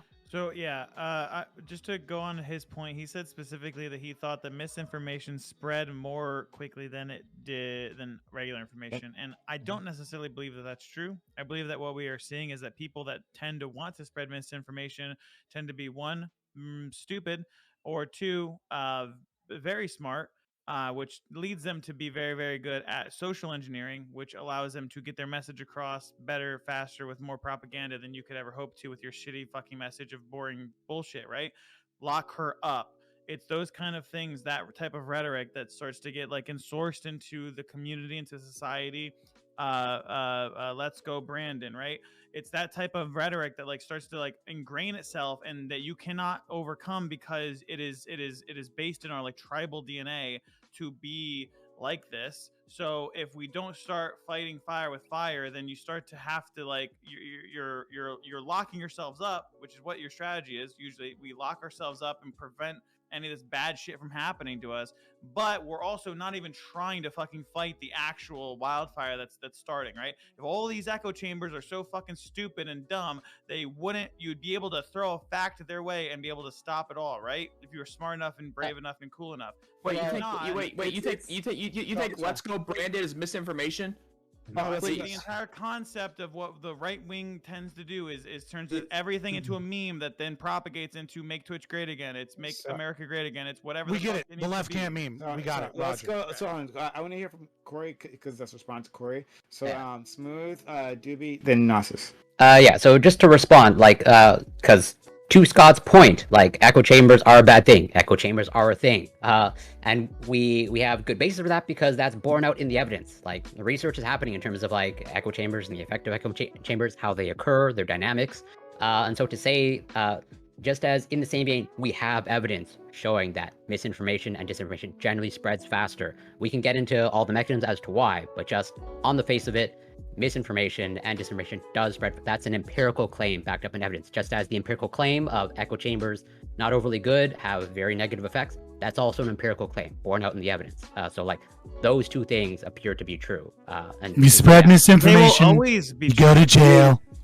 They'll always be true, just as an FYI, because there will never be a time when people care about spreading things that they believe are quote-unquote information as much as they're trying to spread things that are quote-unquote what their believed perception of what is information, correct? So in your little case, nobody's like preaching, it's 2 hydrogen molecules for every 1 oxygen molecule. Like, we get how water works. We know we don't have to preach it every day. So there's not going to be just information that's surpassing misinformation. Claude doesn't understand the trioxides are a problem. I said, wow, it's not, in the atmosphere. Smooth. They're very bad. Now, that's the ozone layer. And so, like, basically, if we go after this kind of shit, you attack it at the actual source of this fucking shit, which is socialization. And it's a problem from socializing in general and social structure that's actually causing like 90% of our problems. Miscommunication is 90% of conflicts worldwide. Even like Archduke Ferdinand. You want to really go in? You have no idea what the fuck I'm talking about. Listen, calm the fuck down. Listen,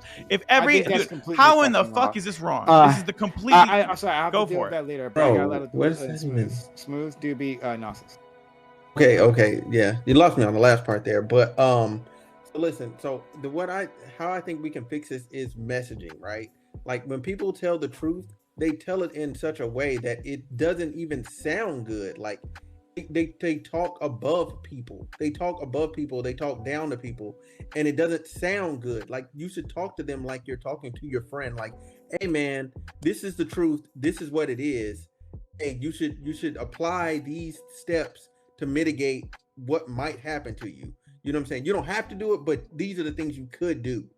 Like present it like a regular, like you would talk to somebody. The problem is, like all these people, they talk down to people and say, well, you should listen to me because I have 12 years in this and blah, blah, blah. And then somebody goes, well, you were wrong about this. And then they don't know how to actually respond to that.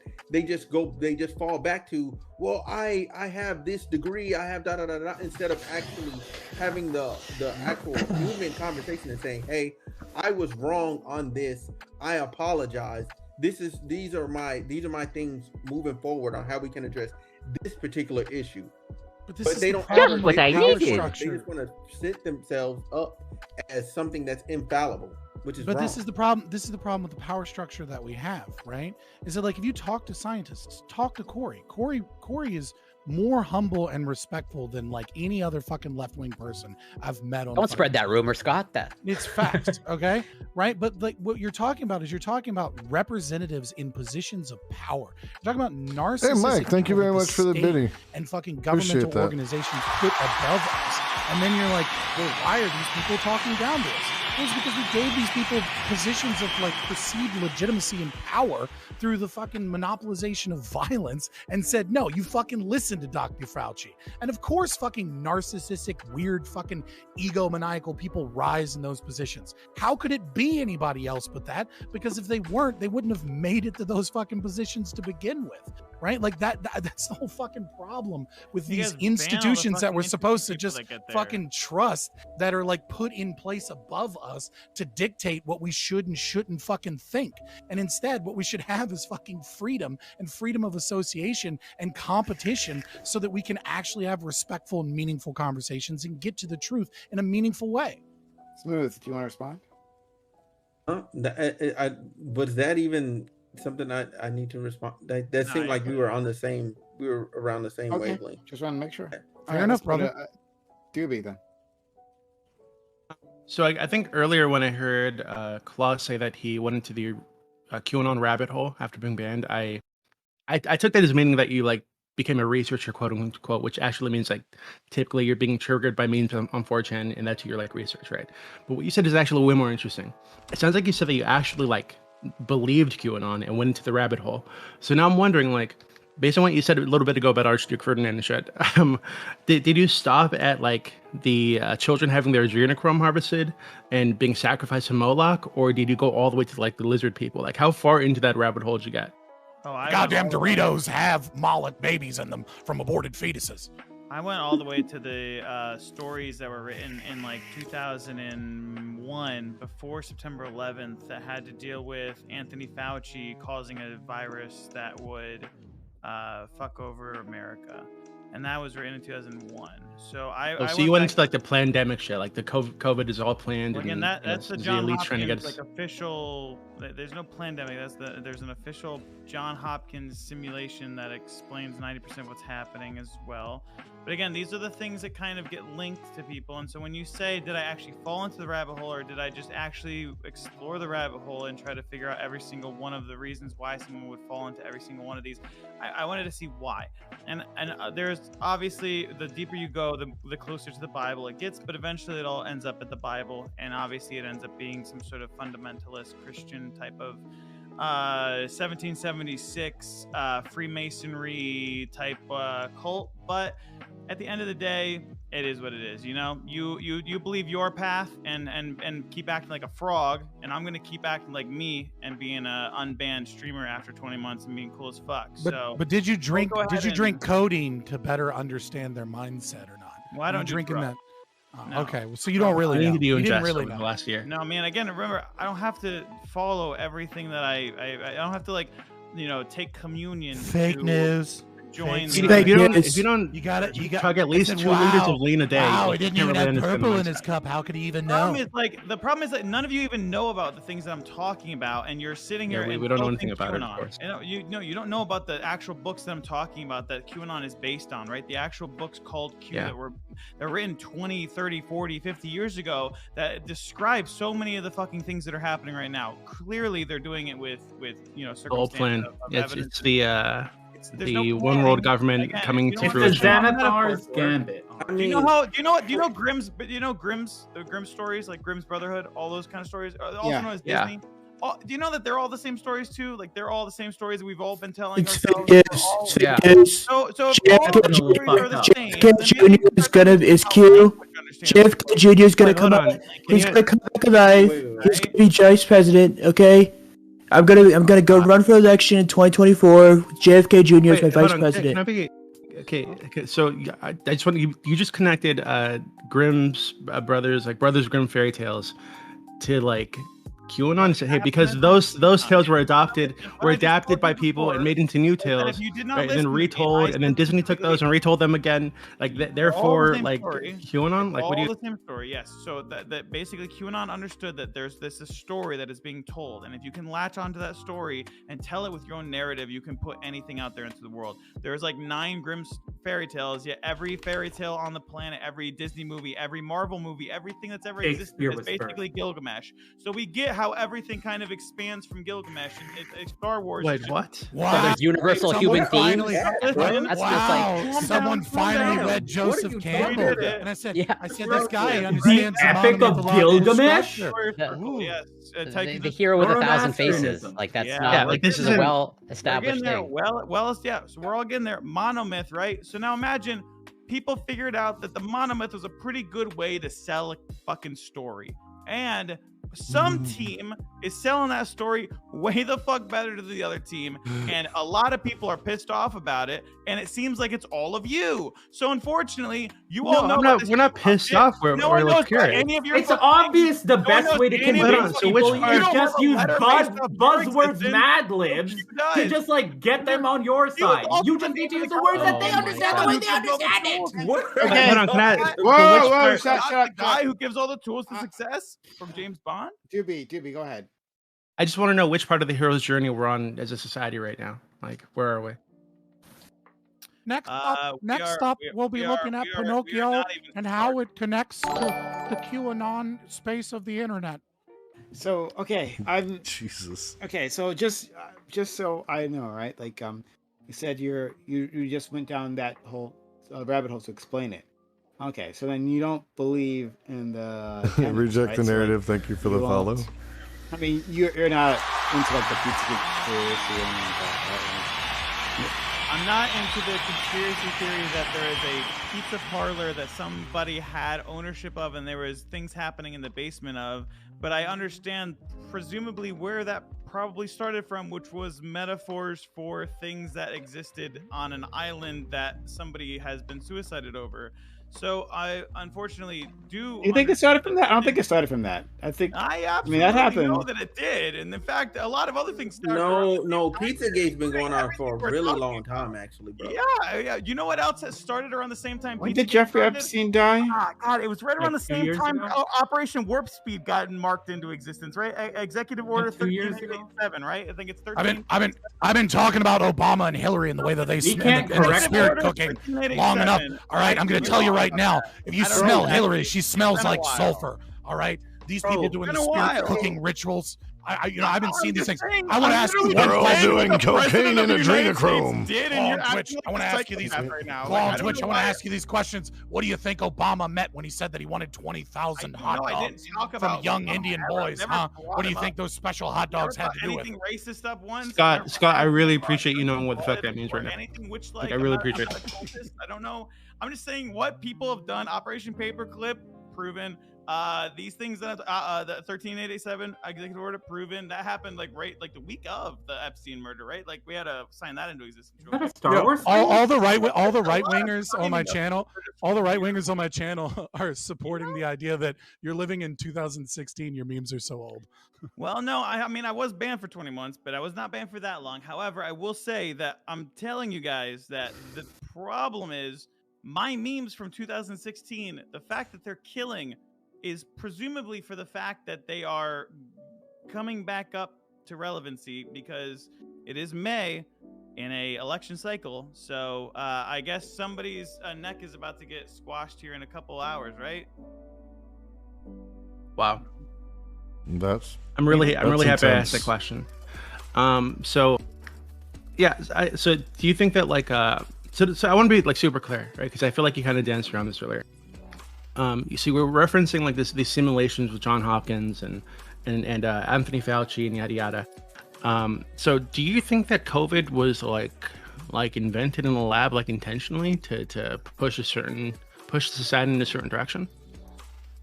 No, there's no COVID lab. All the COVID lab theories that came out to existence, which by the way, one of my favorites was when Jon Stewart went on Colbert as a old friend and admitted that it was kind of crazy that 6 months prior they could not even talk about the lab leak theory, and then there is starting to get proof that it was in existence. And all Colbert could say was, yeah, but new information had surfaced. And no new information had surfaced, and it was the same theories that were just being confirmed that were being regarded as misinformation at first and non-information down the line. And this is a guy that has Apple TV behind him producing a whole fucking show.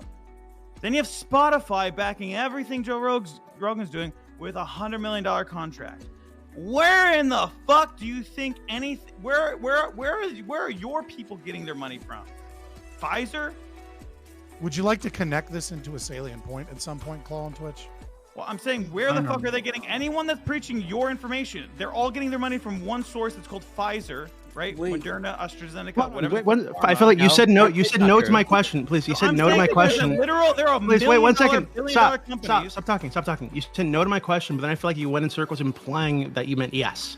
Right, so I want to be super clear. So, when you say, "Hey, where are they getting their money from?" We couldn't talk about this thing. So, if you don't think that it was made in a lab, right? And why would you bring up all that other shit? Because I'm literally explaining to the exact point of what you're talking about, which is the lab theory. This was a theory that a lot. Do you think the lab theory is true? I believe that Jon Stewart came onto the fuck Jon Stewart. I want to know. You think I'm yes? Exactly with I'm hearing exactly a yes. the same theory that he said, which was that 100%. First off, yes, we know for a fact that the lab leak theory was real. By the way, now, so just as an FYI, real meaning COVID was made in a lab. COVID was made in a lab. You think it was made in a lab? No, wait. Okay, calm down. Do you think? Well, you're saying no. This is a simple answer. It's a yes. So many things that you're trying to get me on because you're. So when I'm not trying to get anything, I'm trying to. There. I'm just trying to answer the question. Was COVID made in a lab? Very simple. Was it made intentionally in a lab? Even accidentally in a lab? Do you think? Imagine this is the lab. Was it made in this? Nobody knows what the fuck happened with COVID. Then why would you say that it's real? You just said, "Hey, everybody, we know now the lab said we knew." Made in a lab versus leaked from a lab is totally different. So you're saying made in a lab? Okay, was it made in a lab? No, it was not made in a lab. Was it? Then how can it be leaked? Oh wait, hold on. Okay, what do you please. mean? How can it be leaked? Okay, well, stop. Okay, so you think, hey, they got this from nature somewhere, right? And it was in the lab, and then it was leaked. Do you think it was leaked intentionally? Correct? Do you think it was leaked intentionally? I don't think it was leaked intentionally. I think that when they funded the fucking shit, which they funded a lot of these biolabs around the world, not going to mention any other fucking countries where the biolabs exist. Ukraine. I think that a lot of the other fucking times that these biolabs or whatever were built in. Look, I've worked for government agencies. I work in a biolab, by the way. I'm sure you do. So you know. Hopefully, Corey. So I'm just. You have one of them on the fucking panel. What the fuck? I know for a fact. Corey, are you a lizard? Like, Corey, blink your other set of eyelids right now. Very kept up, but guess what? Just like anything else, there are fucking holes in every single system that exists, and I guarantee Corey knows that at that biolab there was probably some sort of a fucking old pharmacist lady or some fucking chick that fucking would always hit the goddamn phishing link sent to her or some shit and would fuck up stupid shit like that all the time. There's always some fucking hole that happens in every company. This is why black hacking is so easy now. Just so you all are aware. Yeah. Okay. So you think it was in a lab, and then it was leaked. All day. This is my life. And then it was leaked. Wait. With cybersecurity, with cybersecurity being an all-time high, which is where I work, is cybersecurity. You think with cybersecurity being an all-time high across companies, that black hacking is easier? You actually think this cybersecurity is at the top rank of it? What in the fuck are you talking about? What do you work at? What's your job? On Twitch. I work on. I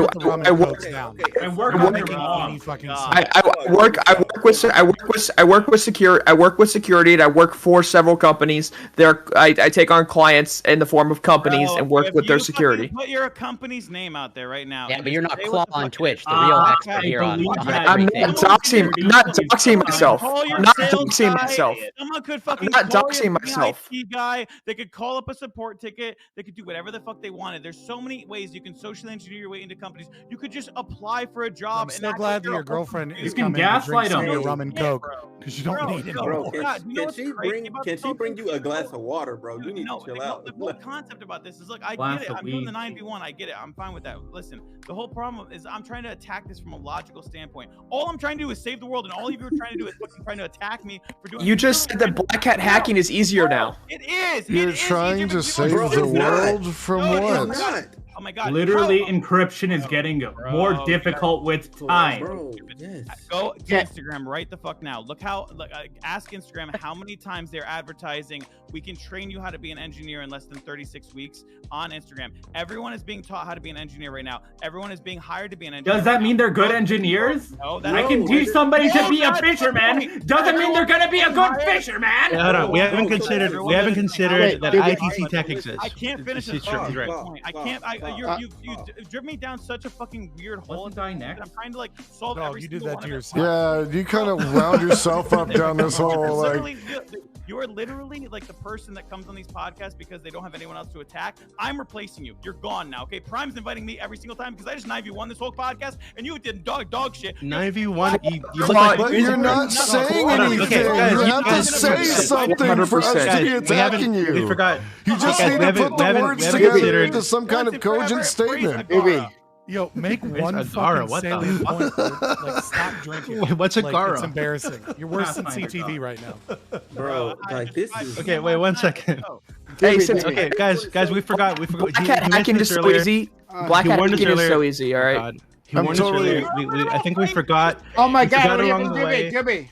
We forgot along the way that Claw told us he's an icon, right? So we haven't considered the kind of intellect we're contending with I here. know. I'm And maybe he's dealing right. with, like, people way beneath me. I'm like helping Exactly. you guys as, like a fan, right? We Like, haven't I'm- considered this. He's fucking up there on the Like, mountaintops. way He's better above than us. all of you. Oh, I hate God. all of you. I'm better than all of you. I get all of that. Okay. This reminds me of when I used to come on Stop Prime panels drinking. drunk.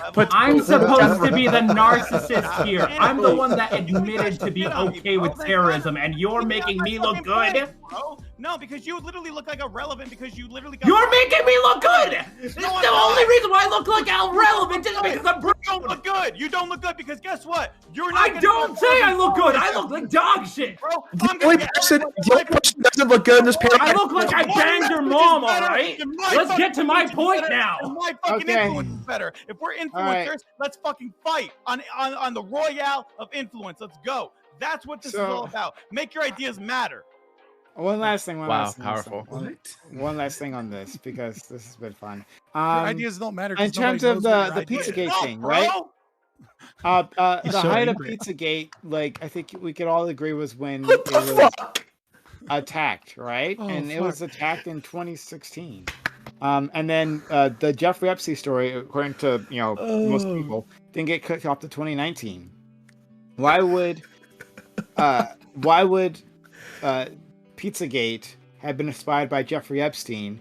Most people weren't even aware Alex of the. Jones has been Alex Jones has been talking about Epstein has fucking been talking Jeff about Epstein that for like 10 20 years. years. Yep. 15. Hey, Prime Case, do Fair enough. you do cage Alright. matches here? Do you do cage matches here? Yeah, You mean like a one-on-one? You want a one-on-one? I will fight anyone. Can we do a cage match? Darius IRL is doing a DGG fight club. I will Claude. fight anyone here. I'll fight Do you anyone. allow I'll fight cage anyone matches in the here? community. I will fight anyone. But in the as a community. general I rule, will you shouldn't embarrass dominate. yourself in front of your girlfriend. Like, as a general we rule. don't need a Out fucking for Please, 20 calm months. down. I feel like this. Can I cage match Claw? Couple notches down. Cage match Claw? I own this fuck.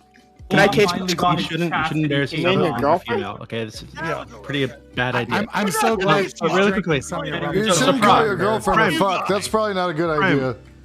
Prime, really I quickly. do whatever I want. Okay. But you can't do me. Oh my baby. god! Shut up! I can't hear Doobie. It's a Doobie, Prime. please. So to be fair to the Pizzagate shit, right? The actual pizza parlor that they were talking about was a pretty strange place with lots of strange people that attended it, right? I'm not saying that there was actually like child trafficking there, or that kids were in the basement, but Yeah. there was a lot of sus shit going on with the owner of that pizza place, right? So just to be clear. So and I think that's what made the story like really ring true to a lot of people. Was the guy was like posting they had like pictures of like children with duct tape on their hands and like red asses on the walls and shit. Like it's a very sus place. They were inviting bands that had like the pedophile logo in their shit. The owner, his name was literally like Len Fantis or some shit, which means like the children. and who's posting weird shit on Instagram all the time. He's a very weird fucking dude. So I think that's why the story rings true. Would ring true for somebody like Claw who has like 2 IQ. Okay. Just so you're clear, I wanted to reiterate that all that I brought up when I brought up all that QAnon shit is that I'm saying I went all the way down that rabbit hole, found all that information out, and came out of it with a 401k, health insurance, a normal home. I'm a normal dude, right? You Congratulations. Questionable. Cool, right? You went down that rabbit hole. You found out similar information, not all the way. You and I turned into a frog, like physically. Congratulations, yeah. But you informed us about the exact same things that I'm trying to inform us about, like exactly why people would fall down that rabbit hole, right? I'm trying to explain that there's literal stories from like 15, 20 years ago about the exact shit happening right the fuck now that's actually causing a lot of these people on Facebook that you're thinking are crazy psychopaths. They're following pretty normal fucking like logic when you think about it, when you read what they are reading, when you just hear what they're reading, you're like, oh, these people are crazy. When you actually you can convince anyone of anything. Okay, but I read it. And I might read agree. where Small this gov. shit started Small from. gov I'm good. like, holy fuck, that's insanity. And like, fucking crazy. I get why people could be pulled into that fucking matrix, right? I get it, but we have to know why. And But definitely not Claw, who thinks COVID came from a lab. Yeah, no, because again, listen, you weren't there, I wasn't there. I'm trying to be. Oh shit! There might have been an old lady there, Jack, really irresponsible. That's a banger. That is a banger. An old lady, I can attest to that. Because if a frog was there, Yes, you did. Correct the mundo. Check out the big brain on bread. And I have a super hot girlfriend. Continue. The tweets from the anonymous person who secretly knows the inside government secrets and will never decides to come out and say actually who they are. You think that's more important than what we were talking about? That has absolutely nothing to do with the QAnon story that You I know just what? talked about. You know what? You know what? I'm calling it right now. It's not I'm about calling it right that. now. You think it's a Twitter account? It's not. I'm calling it. No, it's I'm way calling it deeper. right now. I'm calling You it guys right are now. so stupid. I'm calling it right now. During his disappearance off of Twitch, Claw obviously became a CIA asset because this glowy representation of batshit drunk, insane, fucking pure stupidity that he's putting forward. This is a fucking psyop right now to make everyone think that Q is crazy and to stay away. Claws up. Super clear. Like, Is Claw living a happy life? Probably. 26-song album on Spotify right now. Shut the fuck up, Glowy. Shut up, Glowy. Okay, hey, hold on. To be super fair to Claw, How you think he got all that money in a house? Fucking Glowy. Okay, you making people. I feel like I've been really mean to Claude. I want to be fair. Like, I only got involved in politics because like the government turned my family gay, right? So Claude, there's something to this shit. You may be alright. Okay. You only got into politics because I made the Royale, which made you relevant. So shut the fuck up. All right. What the fuck is a Royale? Okay. All right. Great. Everyone. So we're running out of time for this particular topic. We got to move on. Okay. So this has been a weird one. Oh. But we're gonna move on. We got a second. We have a second topic, so we're gonna go to that. Wow. Let's take a breather. Let's relax. We'll make it past this, everyone. All right. But if you've been enjoying this content, if you just stopped by, right, hit that follow button. If you haven't done so yet, hit that follow button. Make sure notifications are on, so you know I'm going live. We do this all the time. We love to have you here. So hit that follow button. Subscribe to the channel. Super chats help out. Subscriptions help out. All that good stuff. So support this channel. Hit the like button. All that good stuff. I'm saying all that good stuff a lot. I don't know why. It's kind of awkward. All right, so moving on. Also, hit us up on our social media. We have a Twitter. Yeah, guys, if you like my content, hit us up on Twitter. Same way. Discord, where we have follow. Was the heart and soul of the community. Everything happens on give Discord, subs. So All helps the channel, Discord, please. And then TikTok, we post videos from here, like clips of interesting things. I think some of this will end up on TikTok. It'll be fun. Great. And then, of course, YouTube. Gotta spread the word. Hit us up on YouTube if you're not there already. All right. Like, comment, and subscribe. All right. So, next topic. Oh, boy. During the Uvalde school shooting, police officers failed to take action against the assailant for about an hour. The result seems to have been an increased loss of life due to the department's incompetence. The police department accounts for around 40% of the town's budget. If the police have failed to perform their duties, should we reconsider the amount of funding they get in favor of alternatives? So yeah, I've reading an article about this talking about how just for many towns, especially small towns, that the police eat just a gigantic portion of their budget, a gigantic portion. This particular department actually did like lots of trainings like inside the school, right? They had like the school layout, they did like drills, they were supposed to be ready for it, and then they weren't. It's seemingly, right, this is still a developing story, but it seems like they just completely screwed this up, like even in terms of like basic police strategy. Everything went wrong. So if that's the case, do they deserve that much funding? Would it not be better for us to look elsewhere? All right, so I'll open this up to the panel. First, we'll start with Sproticus. So I think that we need to get rid of police unions. I think police unions are keeping bad cops as cops. I think that cops need to be able to be fired for when they do wrong things or when they prove that they don't have the capabilities of being a cop, and the police union is keeping them in the police force. So if you do not have what it takes to be a cop, you should not be a cop.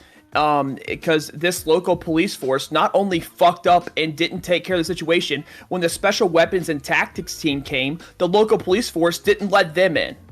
The local police force fucked this up 10 ways to Sunday, and there needs to be some heads rolling. Okay, fair enough. Let's go to blanking. Scott. I wasn't gonna say it until you lost some brain cells as a result of something that happened. So I want to start off first to everyone on the left. All cops are bastards. To everyone on the right, let's use the term oath breaker, because every single police officer in this country is a dishonorable piece of shit because they regularly violate the Constitution based off of their oath to uphold and defend the Constitution. That said, these cops especially are fucking horrendous in their ability to be able to do or respond in any way, shape, or form. Sproticus touched on some of the points, of course.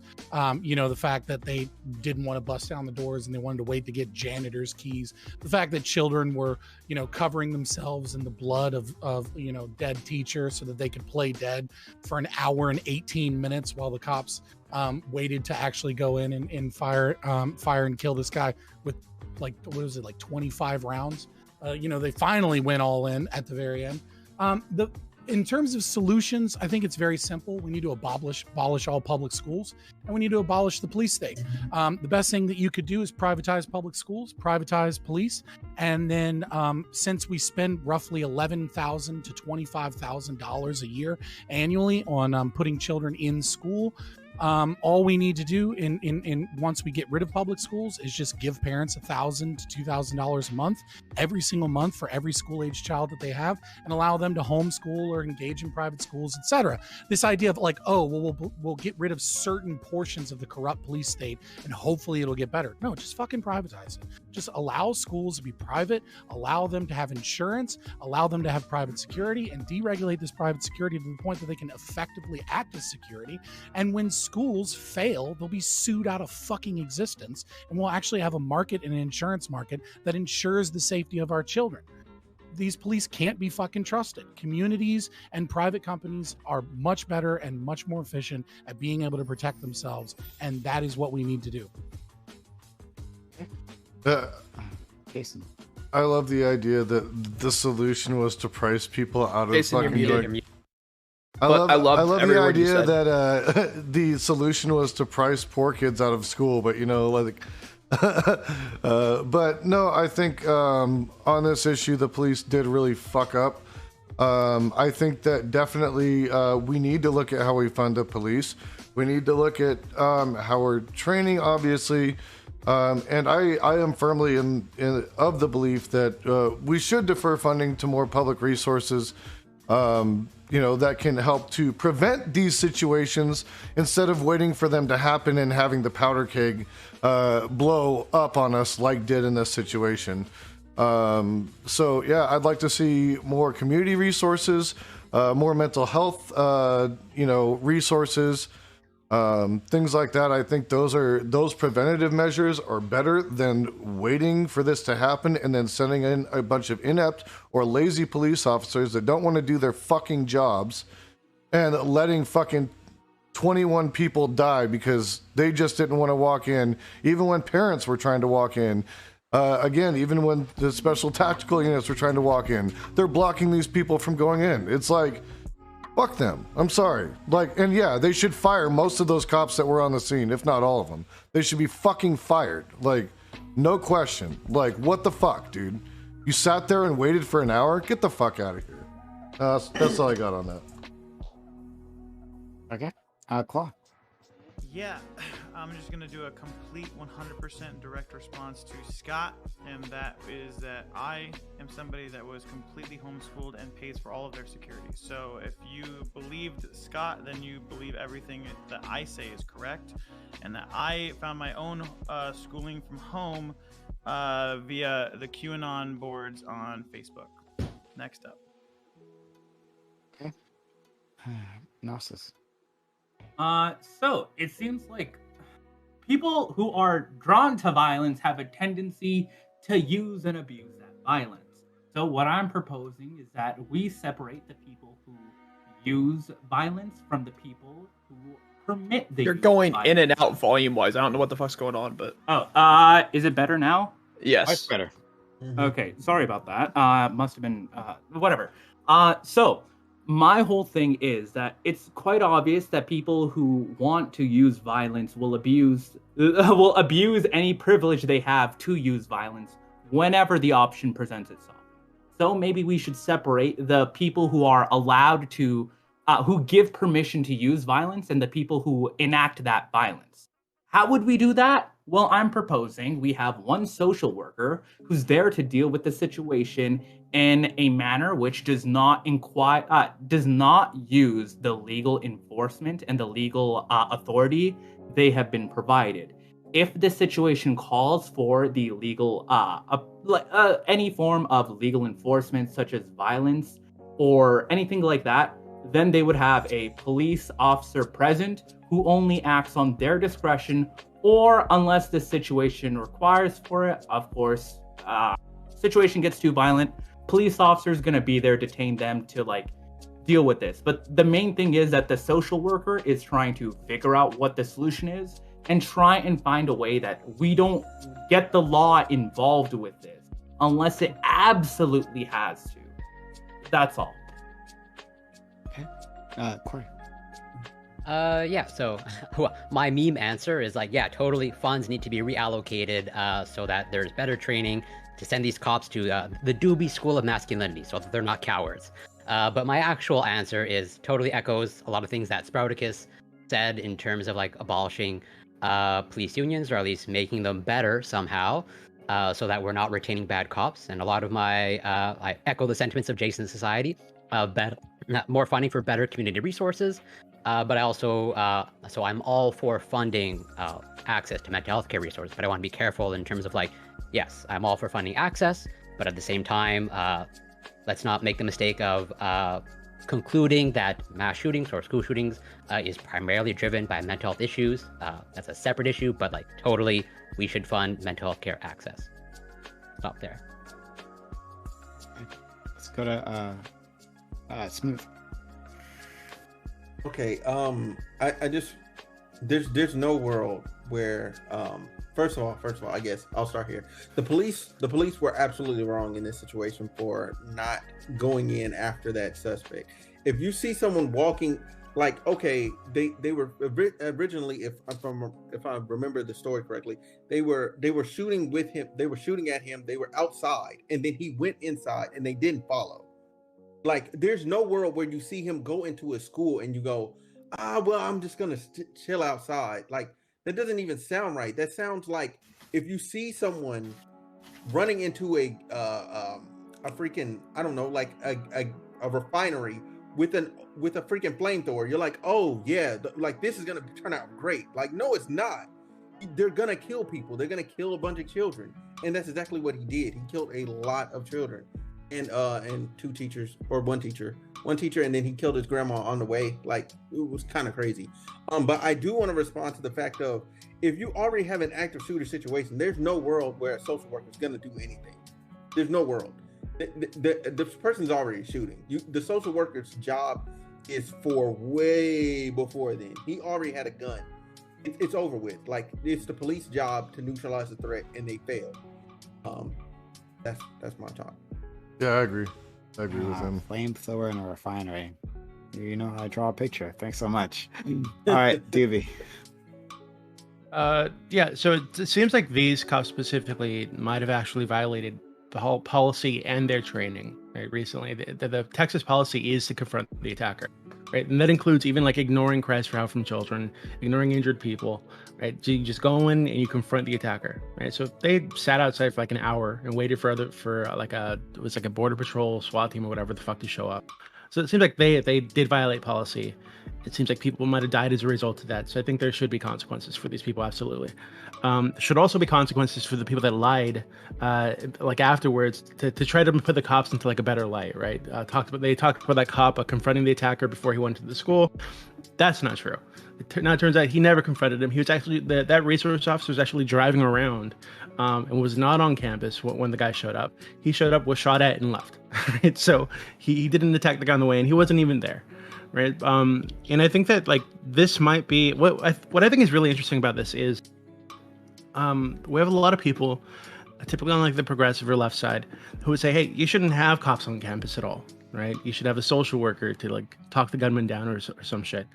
Use a Jedi mind trick on him. But I don't know how we get to the point where like, I don't know how you like bridge that divide from like saying, hey, cops shouldn't be on campus. But now, when the cop wasn't on campus, now it's also a problem, right? Like I don't know. I think you got to like meet somewhere in the middle and say, hey, maybe there should be a cop on the campus with a gun, right? Even if that means that this cop might be an asshole, might abuse his authority. We might get more videos of kids being like pushed around by cops. Maybe that should have happened. Raise your kids better. I don't fucking know. So I don't know. I feel like I don't think stripping their funding is a good idea. And maybe I think.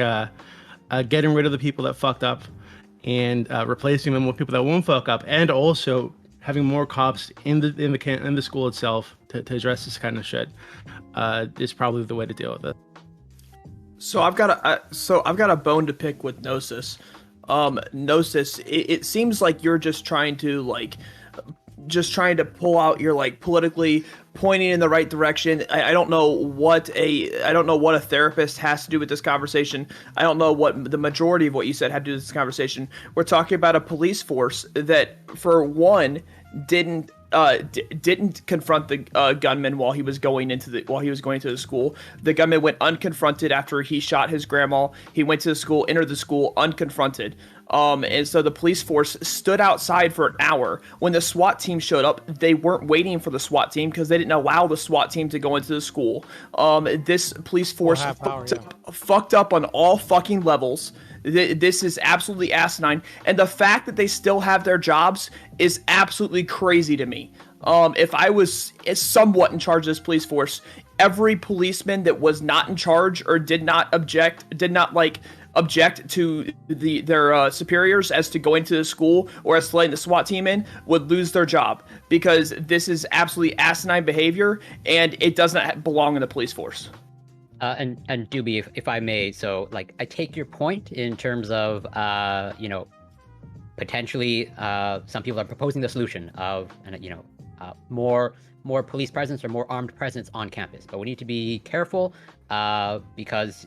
So here it gets like really tricky in terms of like, a prescription without evidence is difficult, and a prescription with little evidence and the evidence is not so good, also difficult. But so, yes, many people naturally come to the conclusion that there should just be greater security presence in schools.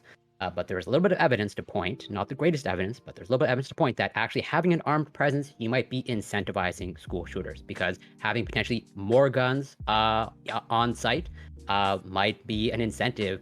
You might be incentivizing also school shooters, and also given the fact that many school shooters, they also want to die. And given the fact that if they know that there's going to be an armed presence on site, then again, you might be incentivizing school shooters in that if they know. Yeah, but that how many of presence, these school shooting situations have been in places where they're like armed guards who are shooting at the shooter? That's very rare.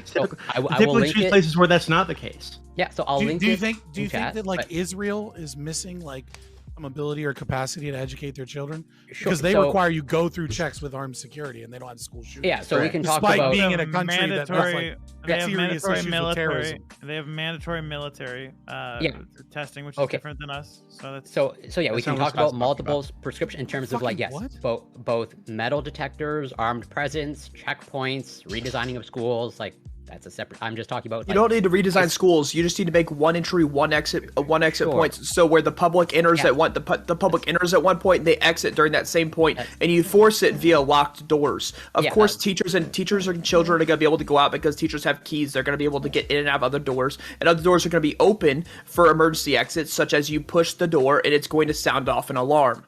With all that being said, it's one entrance, one exit, and then you add in metal detectors, you add in armed guards. It's a much more secure place the way it is Can I right now. ask? Did any of you guys go to a school growing up where they had metal detectors and gates and all this sort of shit? Because I went to schools where they had that, right? Like typical like really bad areas where they have gang presence and drug dealers trying to come on the campus. They'll have like gates and metal detectors, and sometimes they'll have like a dog that goes through the classroom to sniff everybody's pockets. Like so you guys went, and I feel like. Separate from the other kids, right? Because there's like really heavy gang presence at the school that I went to, the neighborhood that I went to school in. But in terms of like feeling like there's going to be a shootout on the campus, I felt very safe knowing that wasn't going to happen because everybody had to go to through a metal detector on the way into school, right? And the times where kids were shot, it was out in front of the school, right? So I really don't see like this is like I don't understand why we would think that having metal detectors, having an armed presence, having like double gates and shit, how that would incentivize somebody to choose that school if they want to do a school shooting. I mean, like in the 50s and 60s and even up into the 70s, it was very commonplace to bring firearms to school, right? Like and we didn't have a massive issue with school shootings at that time. This is clearly something to do with the socio-political, cultural thing that has mass shootings as a major problem in America because we don't see the same statistics in places where there are firearms, and we don't see the same thing in our own country when firearms were more likely to be in schools. And I'm not saying this is I'm not like a GOP guy being like, this is proof that if we just had more teachers armed and more guns in schools, we would never have this problem again. What I'm saying is like, this is clearly a cultural, a mental health, a social, political, like there's something here that is a modern phenomenon that is causing this.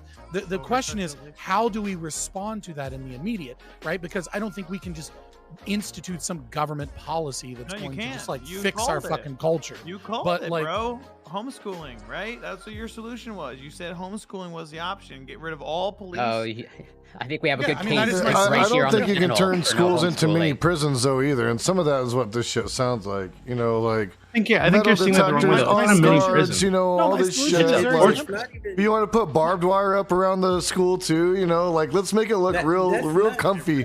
That's not even it, bro. Like it's not that you're turning the school into a prison. You're just literally just making it a more secure place.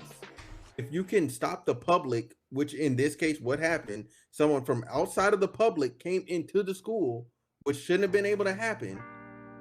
If you can stop that from happening, don't think of it like a prison. Think of it like a fortress, right? Like hey, you're protecting the people inside, not door. And like your door just came down, even though you had a lock on it. Like, what would you do? How would you react to that? This is the problem. Look at how many points of failure existed for this shooting to take place. Right. Number one, this shooter was in a school program that happened to have a private company that was tracking social media posts. They failed. Okay, no one did anything at the school, despite the fact that they were aware of the grandmother letting them know that a school shooting was imminent 15 minutes before it occurred. The school resource officer was not at the school. A teacher had propped open a door, and an entry that normally shouldn't be available was available to the shooter. The police responded and broke all protocol despite being 40% of the town's budget and despite having plates in their fucking vests that are rated for rifle rounds. They had all of the equipment that they needed to go in, and they waited, despite the fact that children were calling and begging them multiple times for over an hour, trying to get the police to come in. They didn't come in. They ignored SWAT, right? Like, there are multiple points of failure all over the fucking place. And what is going to happen is slap on the wrists. Some people will get fired, but most of the people that fucking suck won't get fired. And the institutions are going to remain with the same corrupt incentive structures that they have today. And it's going to move on until something else in the media cycle moves. My solution is very fucking simple, is that we spend $11,000 to $25,000 annually on every school-age child in public school. Give that money to parents instead of public schools, and let parents choose whether or not they want to homeschool their children, whether or not they want to put their children in private schools. It is very fucking simple. It is an easy fix. And once people are able to sue institutions, and once insurance is required to protect places, you will see that the market will be able to demand that these children are fucking safe. People it's sue amazing, public Scott, how you can schools have all like the time, you can dude. literally What are you talking collate all about? the facts and then like arrive at just the most random place. It's but amazing. It's we can do amazing that how in a your second. brain just trips, Gnosis, and you can never indeed. engage with points, and you just And gish gallop. I will and you say I'm love. bad. I'd love to engage with, but You never have, and I've been on here a ton of times. Don't worry. Don't worry. If you need me to kick your ass worry, on I get school you twice, spicy, you he'll can do mute me that. if I start bringing Anytime, facts any against me. place. Gnosis. All right, let's invite them all to the Royale, baby. No, I'm kidding. You're muted, Gnosis. Still muted. Yeah, Still muted, bro. He's gonna say fuck them kids because they're not hits. Like, why would he care? Right? He's totally self-centered. Yeah. You're Yeah, unmuted. I Max, hear you here say we go. Yeah, yeah. I'm better. No, I used the wrong thing. Okay. I figured out I accidentally pressed my mute button. Anyways, so yeah, fuck them kids. But aside from that, my main thing is that, look, essentially, okay, first I should clarify, originally with Sprouticus, my whole thing was we should limit the use of police to specifically situations that call for violence, and then train them very heavily so they can properly deal with those violent situations in the most ideal way possible, whatever that might fucking be. I'm not a person. But I'm not done. We should also probably find out like what actually is the root cause of school shootings. And of course that's like people that are very angry at the world will lash out, and people that are self-destructive will find a way to self-destruct. And when you combine those two with a little bit of vengeance and a gun and a school, you get a mass shooting, all right? But we should find out what encourages those things, and if we're not gonna make more school shootings happen, maybe we should do the opposite of that. Are you Canadian? What? Yes, I'm a very shitty No, comedian. okay, But anyways, I'm not done. Kids, the main thing is that kids are obviously, with the way that schooling is structured, this is bound to occur. All right. If kids were taught in a more independent fashion, I'm not even saying like private. Wait, you're saying this is homeschooling. bound to occur because they're all in the same spot? No, I'm saying like, how do I put this? The way that they are being taught, it is not beneficial for their mental health specifically. They are being confined into no, like it's not even that. They're confined into a classroom in which they are forced to obviously learn It's about not unique the to the subject, US though. But they are obviously going to be around people that are going to be bullying them. The social climate is not fluid. It doesn't change. This was It's stagnant. wait. There is no opportunity This for was a an person to 18-year-old that went into an elementary school. He wasn't part of the school. He wasn't in class and just decided to pull it out from Yeah, his. I'm talking about preventative measures, not like. Make a point. Look, my point is that if we make it so that people can be exposed to each other, and we had specific institutions, and the institution that was supposed to properly deal with it, more specialized towards the violence it is meant to prevent and take care of, that would be better. And making it so that people are exposed and are willing to interact with each other, maybe we wouldn't have individuals radicalized. Sorry, I don't know what you just said. Why don't we just keep everyone in Facebook metaverse pods, and everyone can just be in their little pods, and then no one can hurt each other? Yeah, right? I'm sorry. I don't get why. I don't. I'll do a drawing. I'll come back to me in a second. Show me a drawing. I want to see a drawing. Okay? I need to see a drawing. Okay. I haven't seen a diagram on a debate If yet. no This one will be sees interesting. each other, they can't hurt each other. Yeah, Let's go to Doobie. Yeah, so I think there's many like issues here, but I think two of the main ones for me are I think we have a society that gives too much leeway to cowards wearing badges.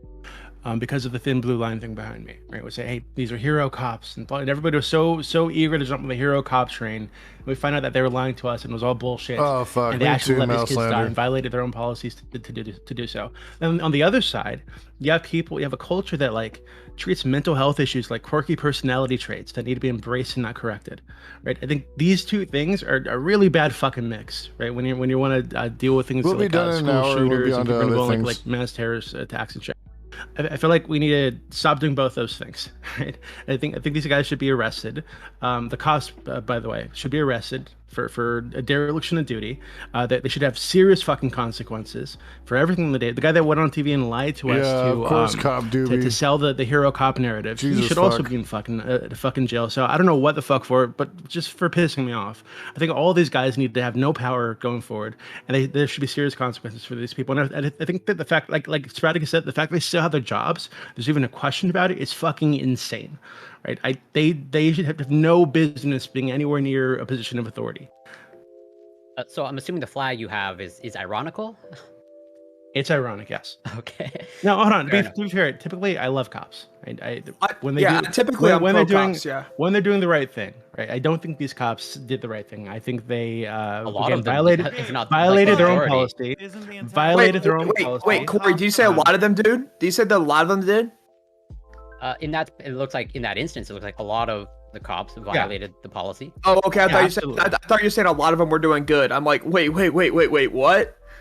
Sorry, I misread that statement. Go ahead. Yeah, I think they violated their own policy, right? And they then their I think it's like their police chief or some shit went on TV and presented the situation as if the cops did everything correctly when I'm sure he fucking knows that they did violate their own policy that they had training on recently, right? So the fact that he went out there and lied to everybody about them doing the right thing is totally unacceptable. He should lose his fucking job. All these guys should lose their jobs, and I'd be totally in favor of putting them in fucking prison for some kind of fucking liability to these kids' murders because they allowed it to happen because they're fucking cowards, right? Dereliction of wanna be a duty, cop, man. I know it's extremely rare that cops actually like have to fire their gun, but there's a fucking chance, right? And if you're gonna be a cop, you need to accept that. And if you don't want to take that leap, then don't fucking be a cop. And if you don't take the leap, then hey, there are consequences. You promised us when you took the job that we could count on you to do these things. And you didn't fucking do those things. We're gonna put you in jail. I think it's important to note- The simple idea that this had to do with the local police officers fucking up and not letting the SWAT team in and not following their own duties, not following their own oath of office. All of these things combined, and Justin Trudeau in Canada is applying a freeze on all handgun sales. I don't know where this gets miscommunicated along the lines to where this is a police department issue that happened there, and all of a sudden people are going to just yell, "Get rid of the guns!" When this is a police issue and the police fucked it up 10 ways to Sunday. We need to separate two things here, right? It's very important when you say dereliction of duty that what you're talking about is the specific policy that they were trained on for the active shooter, which I think Spartacus is doing just fine, right? But I want to be careful here. This idea that police officers have any duty to protect you is not true and is not part of the Constitution in any way. And police officers have a right in any one point in time to not protect you. 2005 Castle Rock v. Gonzalez, and 1989 DeShawnee v. Winnebago.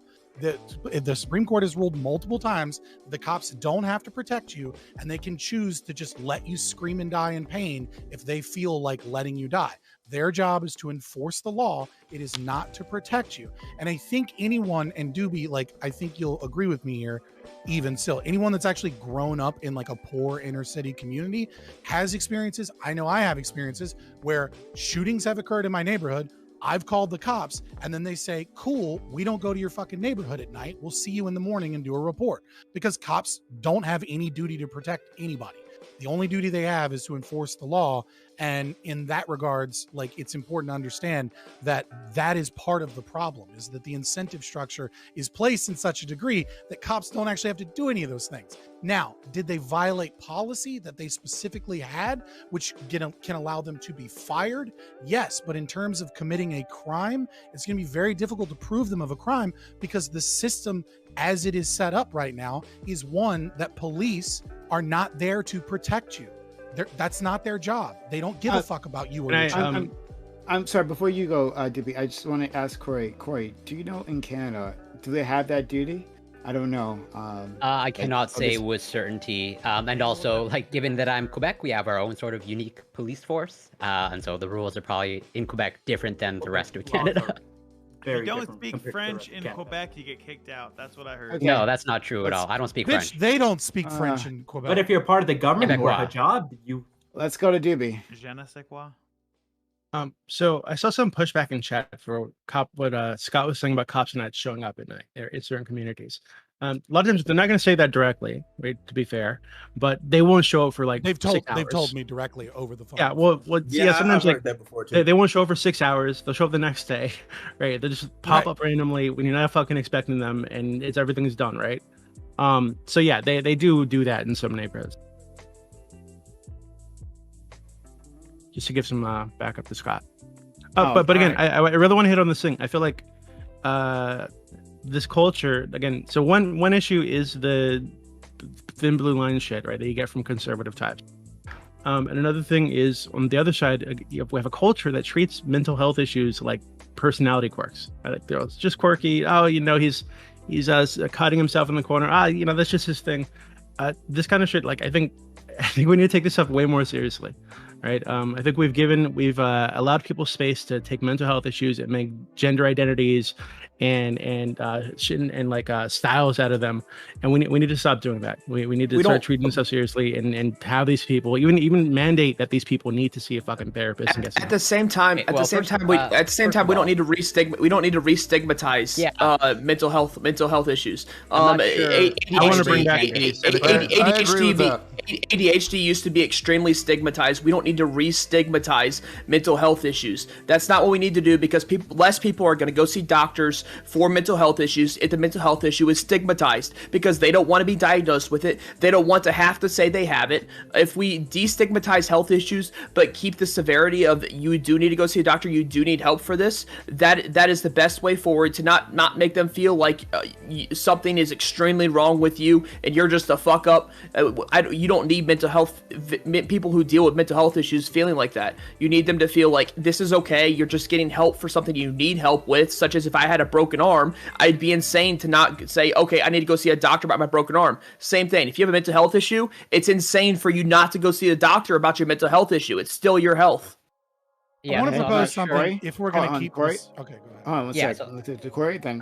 I'm not sure why you brought gender identity up, Doobie. I don't know if that was serious or not. I think you do know why. I think a lot of gender identities are actually just mental illness. Absolutely.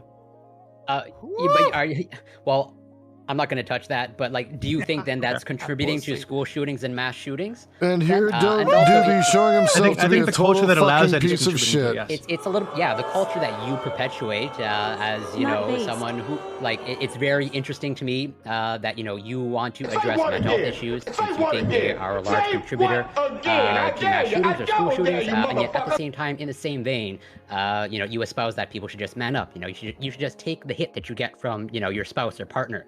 It's people like you that are preventing. How do you connect? Me saying, hey, if your girlfriend smacks you, it's not always domestic abuse. You don't always need to. It's largely men. You don't always need to make a victim of yourself. Why do you think? Right? Why do you think it's largely how do you connect that? How do you connect that mental health issues? Why do you think it's largely men?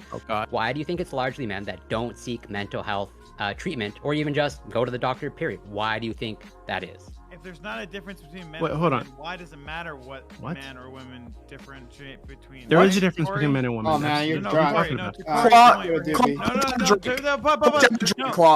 up, Doobie. He literally asked about gender identity and asked a question about man or women, but like that's the whole point, right, Corey? You're drunk. You're being. I'm not saying there's no difference. This has nothing to do with the conversation. Can we maybe veer back? So Corey, what the fuck? Retarded. Corey, I'll agree with you, right? That toxic masculinity, quote unquote, unquote is a thing, right? You can be too what's the word, machismo, whatever, right?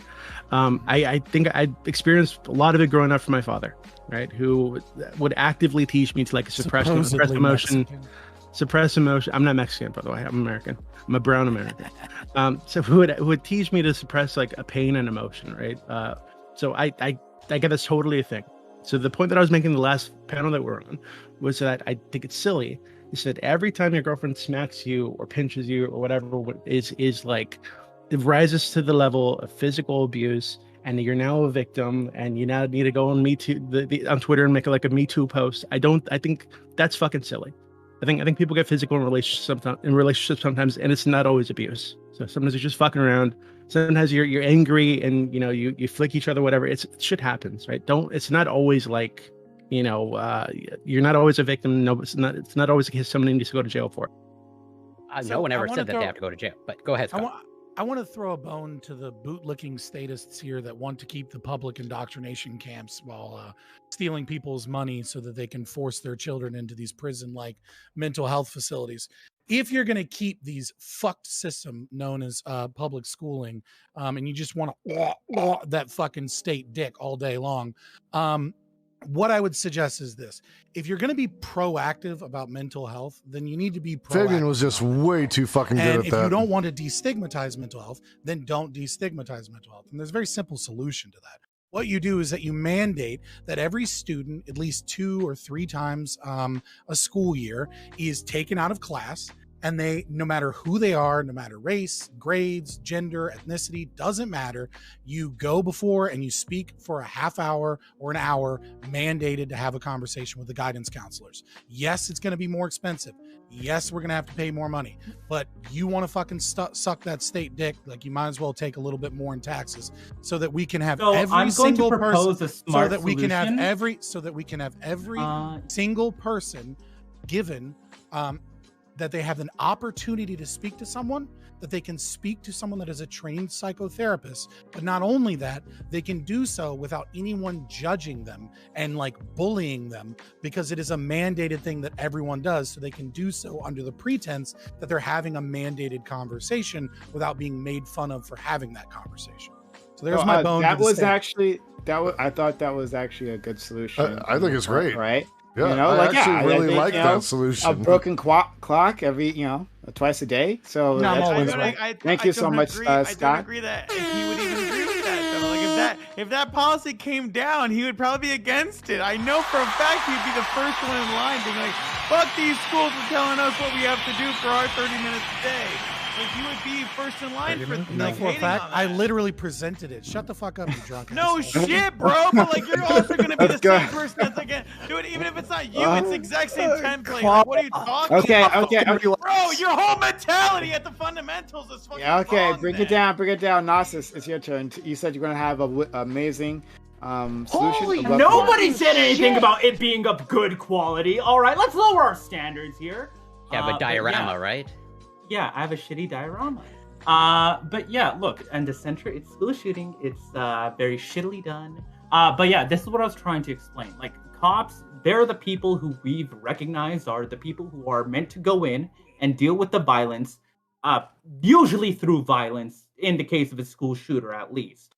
My whole thing was, we need to make them like properly fucking trained. It's obvious they aren't prepared for this situation. Like, they are quote unquote trained. They understand what they need to do to some degree, but the actual execution of it, they need like at least a little bit more practice, a little bit more training, and we don't want them to use this violence in any other circumstances. So that's why I'm saying we should specialize it. And with the kids, again, we all agree there is also a mental health aspect to this. And why I'm saying we need like a more of a change of approach rather than, just like Band-Aid solution, we just have counselors, they're forced to talk, That's gonna be one more costly, and it doesn't really address the problem that children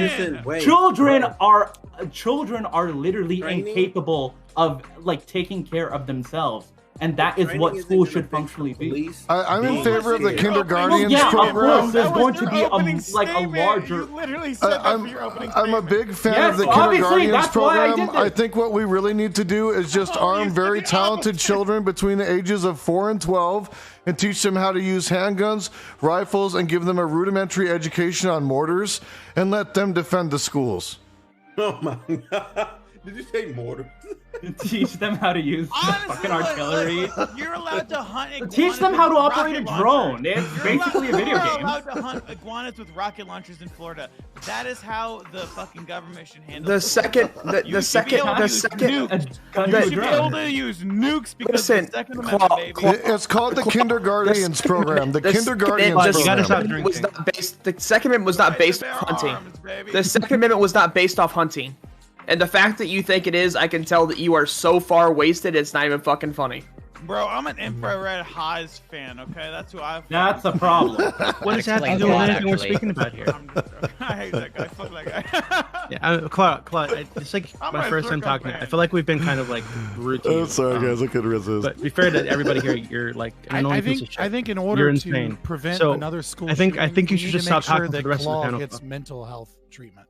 Yes, Exactly. that is the I'm worried solution. that you We might be a should school find shooter at some people point. like me that are at the bottom of their life that are actually way smarter than the people at the that bottom like of you something, be, right? Wait. Like there are people like me that feel so bad about themselves because they're like, man, I know all the solutions to I the don't want you world. to feel bad right? about yourself. But people like Doobie and Fabian Scott, these hypocrites exist in the world, and they're hypocrites. They say one thing but do another. They say it right in front of you. They lie to your face. What did I- motherfuckers. Do you know Give who me one never example. lies? I don't lie. Gnosis one lied. example. Scott lied. Doobie lied. Why One would example. I What did I lie lie after about? saying On the this shit that podcast I except said? for All me. right, I feel like Yes, I that's already an dug FYI. myself. Wait, hold on. I'm consistent. Bam. I'm Wait, what did I- objective, what and did I I'm lie about? transparent, baby. And all I Yeah, give a everything fuck that comes about from you is coming directly is from the mouth for of God. you. I understand, but what did I lie about? Bro, what are you talking about? You literally lied about What did I lie everything about? you said. What I lie Like about? what? You're not a frog. Secondly, Fuck. you Okay, agree- you got me. Secondly, Fuck. you agree. You Checkmate, agree. idiot. Yeah. No, hold on. He wins. That's real. He wins. I'm out of here. You're not a frog. You're not a frog. You defrogged him. I did defrog him. So there again. Okay, he literally said his family was turned gay by the government. That's the second time he lied, right? Okay, that was a frog. True, meme they were again. always gay. Okay, so they're always gay. Now again, well, they weren't always gay. How would they have had you? Unless they hypocritic. You needed I was beards. born in a test tube. You were gay all along. Now we're figuring this out. We're figuring out the lore. Of Okay, Disney. all right, sorry. I don't care about this drunk rambling anymore. I'm over this shit. So The gay let's was get back on friends we track. made a long time. Oh my god, yeah. Let's get back on Yeah, I track. didn't. Prime said I didn't subs. realize your name- This stream, he took his face off it. Okay, All right, this is not looking good. So far, the solutions are both of the solutions that I presented and getting rid of police unions. Anybody else got a solution? Is there a single? I left presented just- mine, and it that was has a fairly solution? salient. I promote you're No, saying- I yours was just- just like makes social sense. work. It's the based in policy. kindergarten, It's the cheaper. kindergartens program, the kindergartens program. I'm telling you guys, just Okay, wait, hold on. So, arm a few select, very intelligent, capable children between the ages Who of are 4 your and 12. children? Oh god. With Okay, with so Gnosis. Okay, Jason, we get it. You saw that fucking really annoying skit by that one dude. But Gnosis, what you said? I think your solution was like social workers, right? How do you think? So let's say there was a social worker, which is like a school, like a guidance counselor, by the way. So let's say one of these was on campus, and they saw this guy coming up. What would they do in that situation that would prevent this from Social happening? worker was not the solution I came up with. The solution that I came up with was basically changing the approach that we have to how we that's right. how You we were gonna have draw a this diagram. social climate. And you had to It was draw a like I diagram. want to change the social climate, which is what we understand is the problem. And like the main thing is that, as Fabian said, it's an exposure problem. This is why I'm trying to make it more fluid, more dynamic, so that they're not always. It's not going to settle. People aren't going to make clicks. It's going to be harder to be stagnant, if that makes sense. Because if you Okay. go Well, it to doesn't. different What? classrooms Can you like with different name- So I teachers, got it. like He name a wants policy? 911 with two options. Option 1 for non-violence. Option 2 for no, violence. what I'm saying So- is that we Okay, so Gnosis, I feel like this is where your solution so far is word salad, right? So like, hey, Yeah. you're saying they're not going to be Give us a clicks anymore. policy. How do you do that? Like, do you force children or like high schoolers to like rotate their friend group every so often? Like, what are you talking about? We make it so that the classrooms that they're in aren't the same classrooms. Like, okay, how do I put this? In a classroom, sometimes how it goes is that everybody is going to be in the same classroom for maths, for sciences, for biology, that sort of stuff. But in different high schools or different junior high schools and in universities, this is how it usually goes. In each classroom, they have their own sets of students, and that could be different depending on which so class. how do you let me clean this up for you. So and explain people how should this do what they actually do in works high school? and how it works and how it's worked before. Except more independently. No, sis. Let me help you out here because you're doing a lot of word salad, but I think you're trying to talk about which a word salad with nutrients. Okay, no, sis. What I think you're trying to point out is that in a lot of Montessori schools, the system is that you have about half of the day you learn basic things like math, science, and English. If obviously if you're in America, right? And so hush, no, sis, please. I'm trying to help you because you're fumbling. I think what you're talking about is Montessori schools also have a position where about the other half of the day, children are able to rotate based off of what their interests are, and they do so on a day-to-day basis. So if that day you're really into history, you can actually go to the history class with the history professor, and it's a different set of students because it's just the students that wanted to do history that day. Another day you might feel like you really want to do art, or you might really want to be engaged in music, and so what they do is they maintain a minimum standard of curriculum, and then throughout the other half of the day they rotate in different ways based off of the interests of the child so that children's passions can be made better and they can learn based off of what it is that they're interested in, and so that from day to day they can be exposed to the entirety of the school and it runs more like a community. Is that what you're describing? No, but that is something that we did do in like in high school. We did that for a day. That tried to help. You're which fucked. was All right. No, I'm saying like that is something that we did. Like it was an effort in which we tried to get something, and we tried to make it so that the student got out of their regular social environment, focused on their interests, and started to socialize. What I'm saying is that for the classroom, the class, that unit, that semester, you finish that semester, but you're going to go to a different classroom with a whole new set of classmates. Can I ask you a question? A lot of high schools work like that. What level of socialization stops you from shooting your grandmother? What level of socialization? What is the additional level that you would need of socialization to keep you from going into an elementary school and shooting kids? I don't know, probably bully that person to the point of suicide. Like, there's different ways that we can handle this. I'm just saying that, like, Gnosis has his first actual policy. Bully weird kids until they my commit first suicide, policy and was kill the school kids. shooters. This was Right? my second one, technically. All right. Hey, look, literally what you're asking, right? Like, in the next semester, have a different class with different group of people. That's how most schools work. Most schools of any significant size. Yeah, that's but exactly how they saying work. is like make do that the already. learning more independent. Make it so that being physically at school. And how isn't does that stop shootings? Wait, hold on. How does tried to not help. requiring I the tried to help physically at you. school, like, how does that He stop gave you an shooting? argument and you still fucked it up, Gnosis.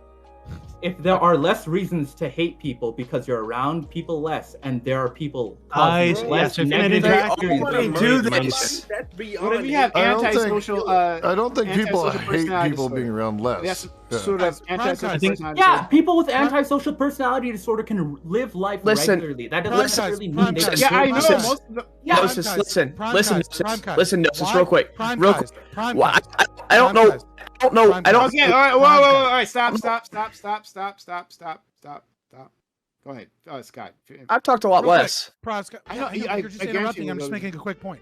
Prime guys, I don't understand why you bring lefties on these panels. I can LARP better than anybody you bring forward for me. Like, I did not call Just myself let Bro, I me lefty. just alone. convinced everyone it's Spartacus. QAnon. Gnosis, call Gnosis. myself I don't know why I have to be the one that brings this up, but the 18-year-old probably knew very few to little people in that elementary school because he didn't go to school with the kids. This was not based off of him knowing kids or not knowing kids in school. This was not based on any of what you're saying. I don't know why you're bringing this up. Related. There were elementary school kids. I'm talking about the mentality of it, like the socialization. What brings a person to that point? Like when you abuse a child, that child develops more violent tendencies because they're exposed to a lot more violence, and they will typically, on average, commit more violence. Okay. That is not a thing of like, this is guaranteed to always occur because that is how this person is. You have no idea what you're talking about. This policy that I'm you're talking about, proposing like, has nothing to do with it. statistics. This kid was already having trouble at home. His mother was a drug addict who was getting kicked out of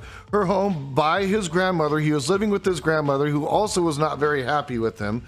He was in a shit state of affairs. Yes, he needed mental health help, but what you're describing, I don't think would help anybody in any fucking situation to prevent school shootings. I have no idea how sequestering people away from one another is going to help people for there not to be shootings. All you're doing is feeding those social anxiety disorders, feeding depression, because you're putting people away from other people. Usually, most people will tell you when you're in those states, you should be around people. That's exactly what they want you to do. So, Society, thank you for coming out against government lockdowns and making sure that we should have put kids in school. I appreciate that. So, this is a personal question. So, feel totally like, obviously, like you can just not answer it. I'm telling you to fuck off. But Gnosis, you said earlier that you have some like anti-social traits, right? And you described yourself as like totally self-centered, narcissist, all those sorts of things. Do you feel like you were forced to go to school when you really disliked interacting with the other kids there growing up? Okay. I went to school.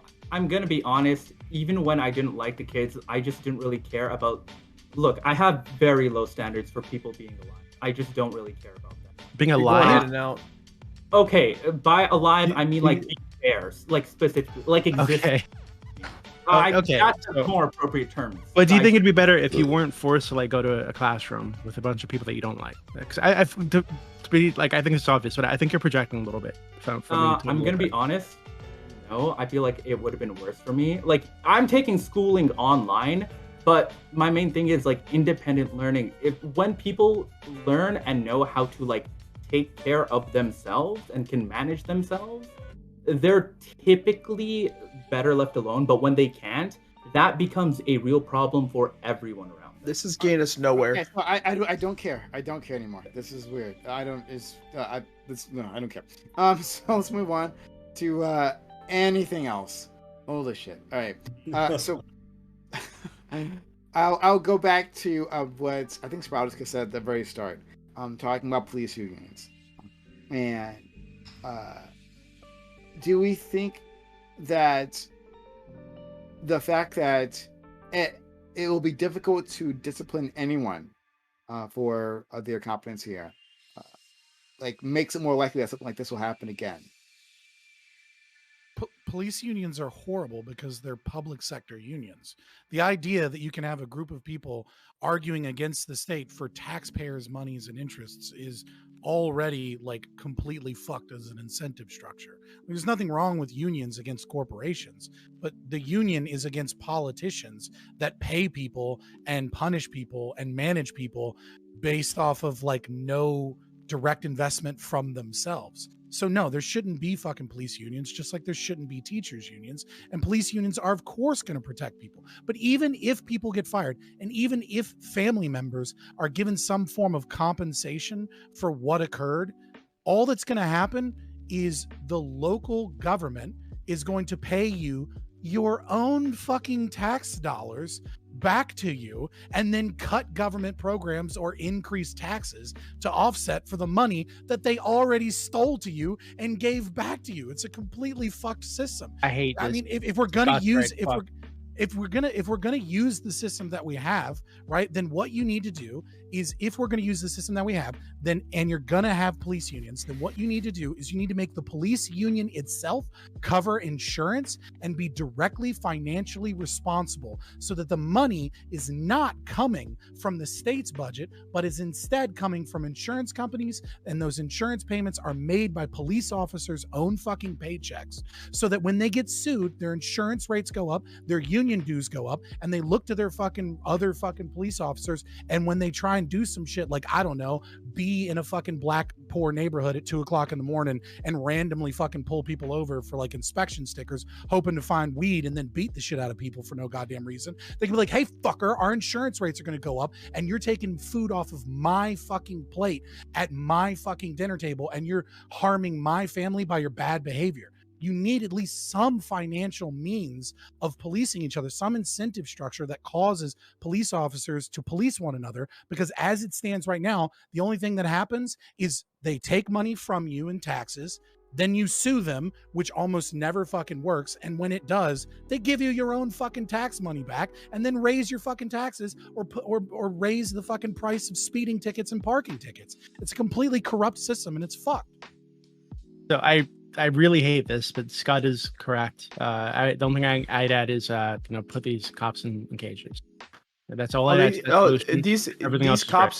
These cops went against their duty. Went against their duty. They decided that they were just going to sit outside and wait as they listened to the gunmen fire off more shots. Duty.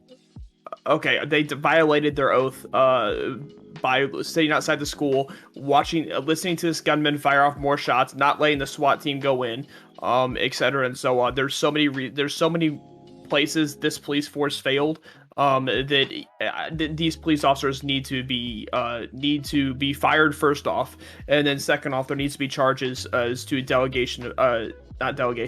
basically going against their oath of office. Fix it. Yes, all for getting rid of police officers quicker, right? Like that is fine with me. Making sure that they feel less secure on that if they are violating the public trust. That part I'm okay with. Everything else, not so much, because I believe police officers are workers, and workers can be abused in their workforce, so that they should have some organization to be able to protect them. If it's not, I'm in favor of whatever that organization being, maybe not a quote-unquote union, maybe not have the full rights of a union, but they need to be able to organize within their work space and protect themselves from... So what's your solution, Prime? Is to rename union into something else so that we stop calling it union? Like, how do we actually fix this? No, to limit their power to affect politics, right? So, like, they shouldn't, first of all, be able to give at all to political organizations, to politicians. I want to reduce their influence as the people who have guns, right, who are able to use violence. They should be as far away from politics as possible. So you're saying police unions specifically shouldn't be allowed to lobby or give campaign donations, but like let all the other unions and corporations do that, or like, you know what I mean? Like, I'm trying to understand your solution. I don't know. I want to get money out of politics. I've talked about that all the time. But specifically for this specific problem, I'm talking about police unions. So that everything else that's supplemental. But the point is that, like, I don't say this is my solution in general. I'm just talking about police unions or police being able to organize within their workforce. I'm responding to what you said specifically, not in terms of the wider shooting. Right, but I said specifically, if you're going to keep this entire fucking system, then you need to make unions, or at the very least police officers, actually liable. Like, individual police officers should be liable. Repeal 1967 Pearson v. Ray, and you can handle this very easily with the police union and insurance contracts to make our system at least somewhat less tyrannical. I agree that we need to be able to make sure that when a police officer does something terrible, right, that we can actually target them specifically. Not that the department pays out a certain amount of money, right, that they get to walk away. No, absolutely not, right? Like, they need to be personally liable for their own actions. I'm 100% with you there. And there's many different schemes that we use to do that. I was just specifically referring to police being organized within their workforce, in their workplace, because I don't want them to get abused, an individual officer, right? So that's, yeah. Right, but the problem is that who they lobby to are the politicians, right? So they're not lobbying against right, but they're not lobbying against a right, but then what does a police union do if talk to politicians? Like, I understand the idea of, like, I understand the idea of campaign donations and cutting that off Sure. and changing that domain, but like ultimately a police union is a representative group that is lobbying against politicians, right? And like, because that's who changes their policy, their paycheck, that's who changes what they do, that's who decides how many police officers exist, etc. Right. So like that's kind of the issue with like corrupt. public sector unions in general, right? So Right, like that's they lobby the issue. politicians, they gain power, and then they support politicians, get them into office, and those politicians vote through more benefits for them, more shit for them, and this kind of the cycle keeps continuing because all they do at the end of the day is raise taxes, right, and cut programs, right? Typically for schools, right? So yeah, I think that's just the issue with like public sector unions in general.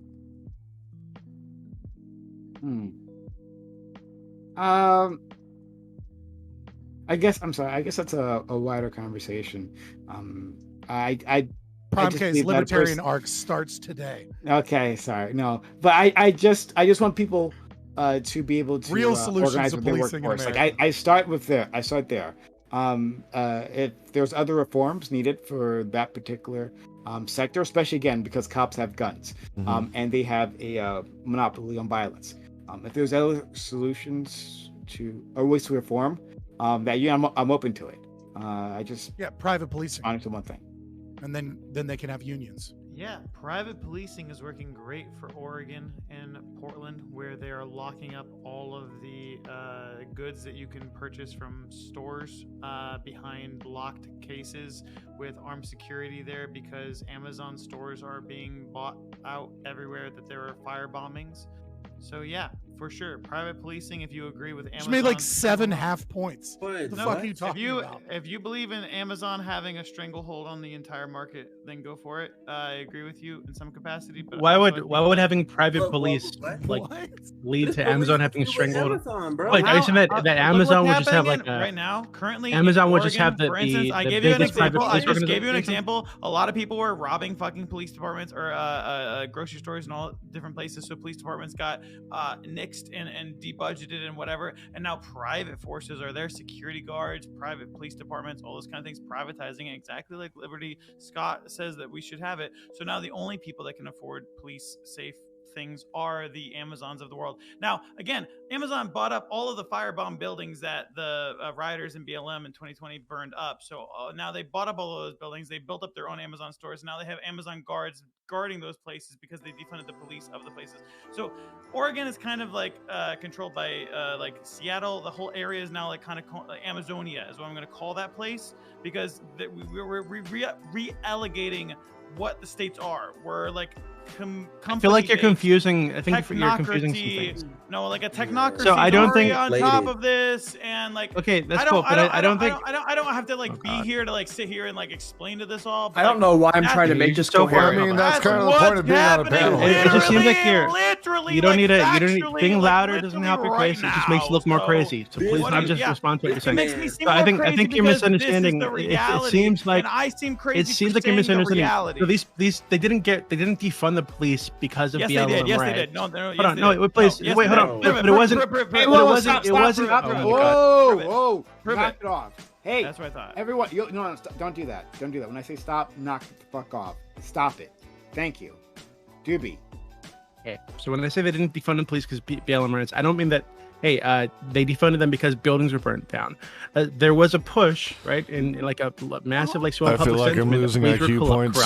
Police were targeting like minority communities, and for this reason, your camera's going shaky. For this reason, some of these places voted to defund the police, right? But I don't think, and it's true that hey, when that happened, there were like negative outcomes, right? Hold on, but the way you're presenting this.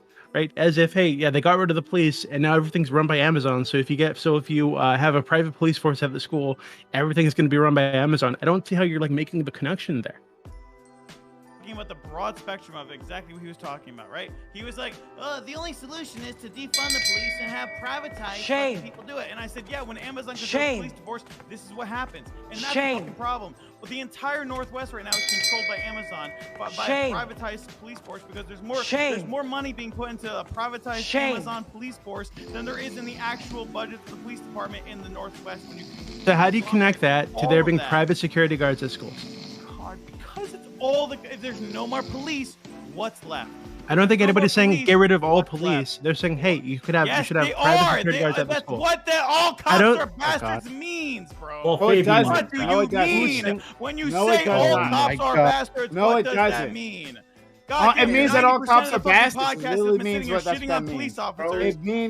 it means that literally all Holy cops are bastards. fucking It means shit. that they are part of a system in which they Bro, abuse, I've been abuse civilians. part of a Prime, I'm corrupt. not retarded. I know what the fuck it means. I know. I'm trying No, to say what the fuck you think it means. how do I fucking know? You just said that means you're Bro, going to get rid of because all I've been here for like 5 Again, years. I've been I doing dare this you. for I 5 years. double dare you, I've already motherfucker. done this. Whoa. You're like 3 years behind me, bro. You'll catch up We're eventually. 20 months behind Right us. now. You're not an icon No, yet, I'm Prime. not. Prime, he's at the top of the I'm 20 mountain top. months ahead of you. You're I'm not an icon. definitely Really? about 20 months 16 behind drinks 'cause you were behind you. Prime, honestly, if this is what happens to Twitch streamers after 5 years, Scott, Prime, Yeah, you we're guys, fucked. fuck, you gotta Wow, reconsider. I hear you. You'll be all right. I'm already half brain dead. All right. Well, I spent so much brain energy trying to make that coherent, and now I'm just lost. That's fine, man. Enjoy your fucking career with your community that you've got, and you've got a solid, nice community. I'm sure you do. But guess what? At the end of the day, when you fucking sit there and you're boring as fuck, no one gives a fuck about anything you have to say. So fucking. What does this have to do with the learning, discussion? Because I literally haven't explained it to you. Every single one of you just jumped on me because I fucking came at you with some goddamn passion. All of a sudden, out of nowhere, right? Everything I say was factual, and you all jumped on me because I had passion in my fucking voice. It has nothing to do with passion because you're sound insane, and everything you're saying is fucking incorrect. We're not afraid of you. Sing louder. You because might it's have more passion in your scary. voice, but do you have a frog in your throat? I feel like you're gonna do a school shooting. Right? It's not about being afraid of you. Right? You just seem unhinged. You seem a little weird, and everything you're saying is incorrect. So this is why we're pushing back. The only person that should be afraid is your girlfriend because you're acting. Can I like call a an cage asshole. match? Can I call a cage match? what is a cage match to you? It's like a 5-minute 1v1 in the middle of a panel. I don't know if you've ever seen my panels, but yeah. Okay, so who you want to 1v1 him? I want a 1v1 claw. Okay, Claw, you gonna 1v1 him? Sure. All right, go ahead. Oh fuck! All right, get your 5 snacks minutes on the ready. I clock. have no idea I have no idea how the fuck you are coming up with these ideas and actually trying to put these to words, but I want you to understand that none of us find what you're saying as fucking coherent. None of us find this as fucking coherent. None of us can actually argue against this. And fucking Fabian Scott over here is trying to give you a leg up, like, hey, I've gotten here's what I think you're trying to say, and give you an argument, but you still refuse it and go off in incoherent fucking speech that we're all sitting here going, what the fuck is he saying? Bro, put the drink down and actually come up with something regarding the topic. Was that his time? Hi, my name is Claw on Twitch. I'm a content creator on the Twitch.tv platform, and this motherfucker has 11.9 average viewers over the past however many months. Oh, go after my viewership? No, Got let's it. go after a follower count. Let's go after anything that's remotely Go objective. after my follower about you. count? Okay. Everything that you could possibly. This is have not that's remotely about you. objective, but it's okay. You have a freedom poster behind you that acts like some sort of like fucking analogy. You have a American flag behind you. These are the objective things about you, right? Nothing about anything that you said about me was objective. Anything. You don't know anything about me. You don't know where I came from. You don't know why I'm here. You don't know anything about me. Prime invited me to this panel because he had met me on another panel where I seemingly was some sort of logical person that he somewhat agreed enough to the point where he invited me to the panel to be a part of, right? When you were plaster All on of you last people- night on the Hippy so all Dippy? of you- Is that yeah, what no. you're talking about?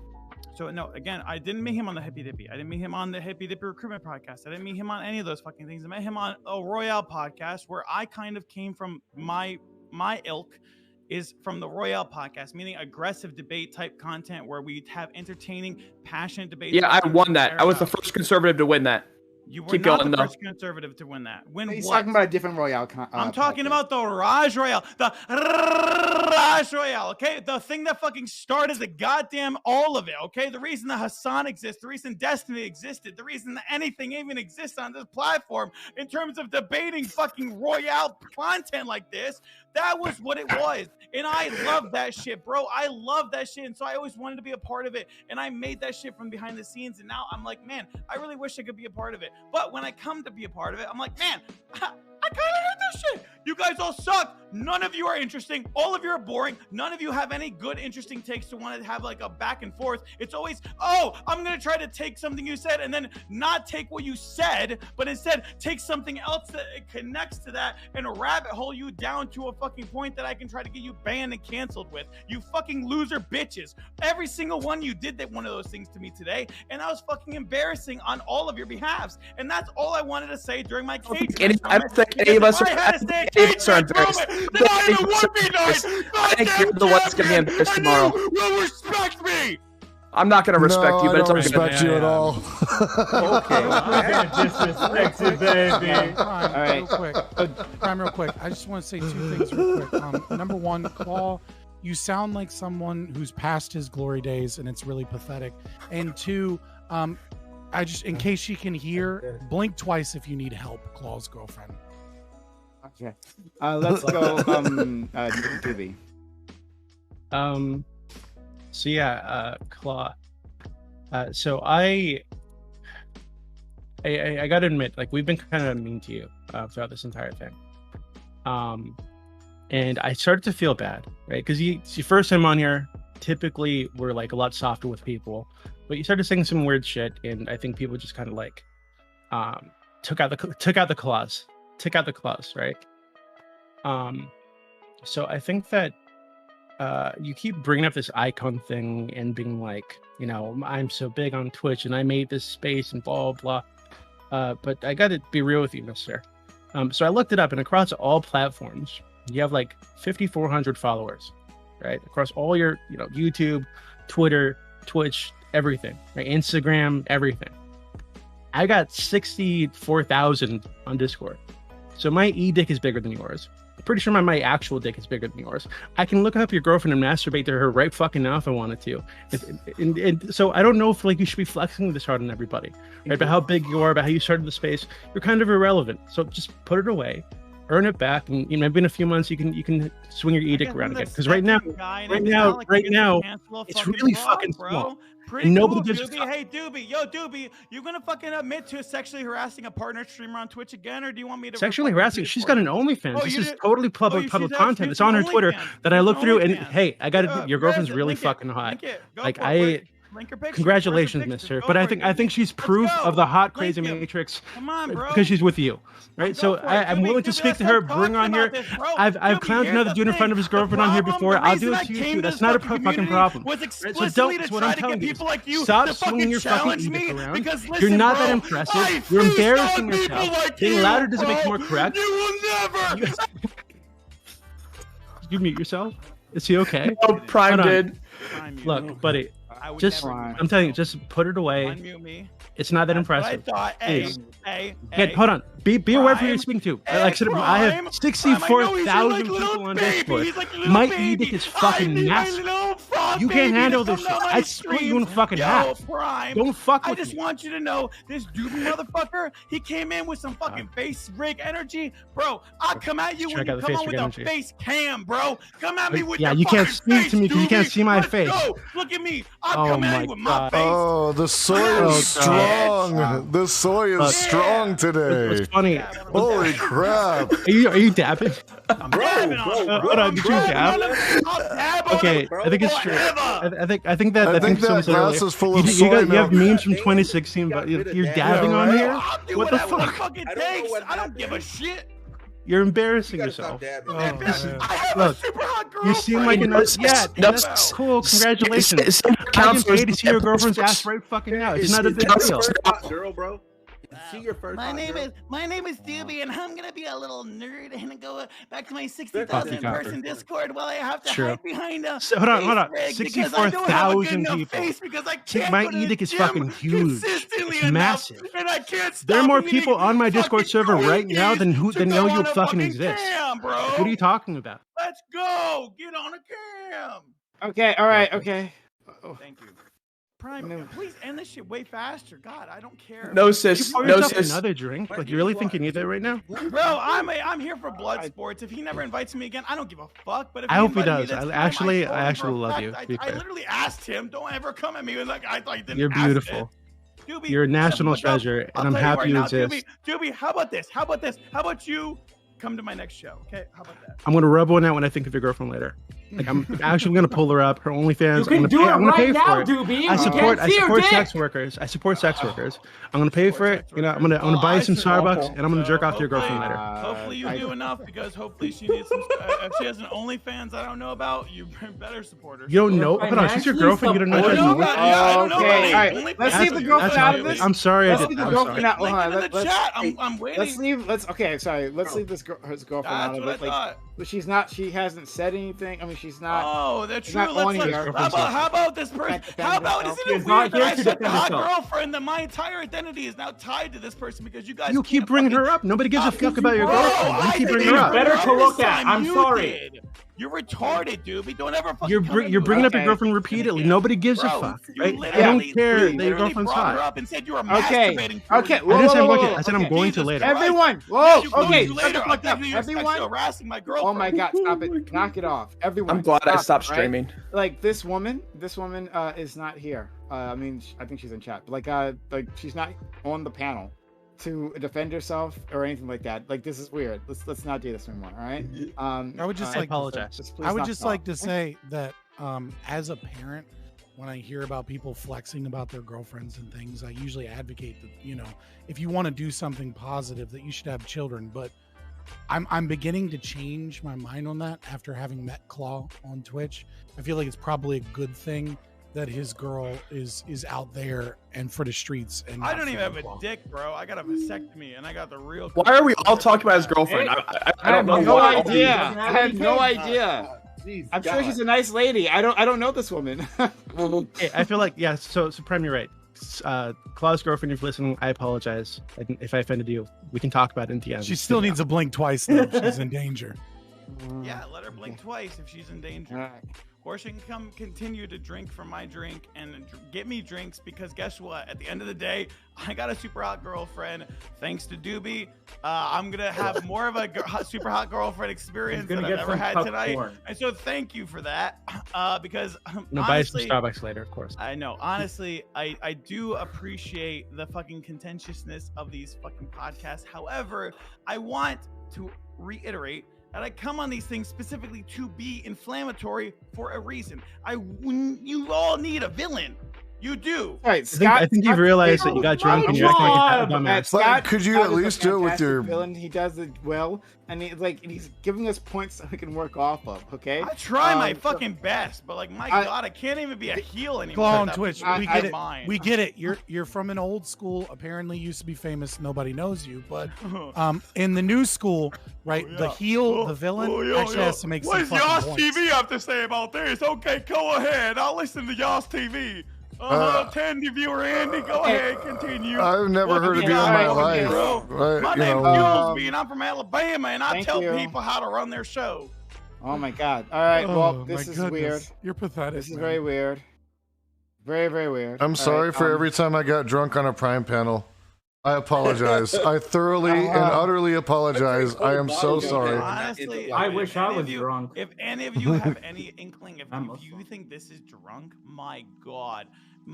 The safety net you all have from me. I'm happy I didn't see you actually drunk. I don't want to see you actually drunk. I don't want to see you there. I honestly, I thought that I was like. This is where I draw the line. I thought I was like, please don't drive after this. Please don't drive. What? Like, oh my God, I live at home. I never have to talk to any of you ever again. I get to fuck a super hot girlfriend. I don't have any problems in my life. It's you. Stop talking about your girlfriend. You are all going on a red flag list after this. You realize that, right? Like every single. There are no wars. Wait, so you're a fucking Chloe? Scott was right. I've been a Chloe this whole fucking time. I fucking told you it was a Chloe. Guess what? Guess what, bro? When I come at you with some fucking Illuminati shit, you better get ready to be illuminated on, bitch. Thank you for that. Bro, okay, you gotta, seek help. Okay. All right. So, well, I think we're just gonna have to end this one here. I think we're just gonna have to end this one here. To my audience, we'll end this panel. Thank you. And we'll continue on. So we have more content for you. We have open walk on panel right after this. Anyone here can join us, right? We'd love to have you. We can talk about these topics and other topics. So if someone say anything here that you thought was worth responding to, honestly. Now that'll be your time to jump on. We will absolutely positively love to have you. So stick around. Content does not end. And of course, hit us up on social media. Follow us on our Twitch channel. Hit us up on our YouTube channel. Subscribe on our YouTube channel. Like, comment, and all that good stuff, right? Super chats always hop out as well.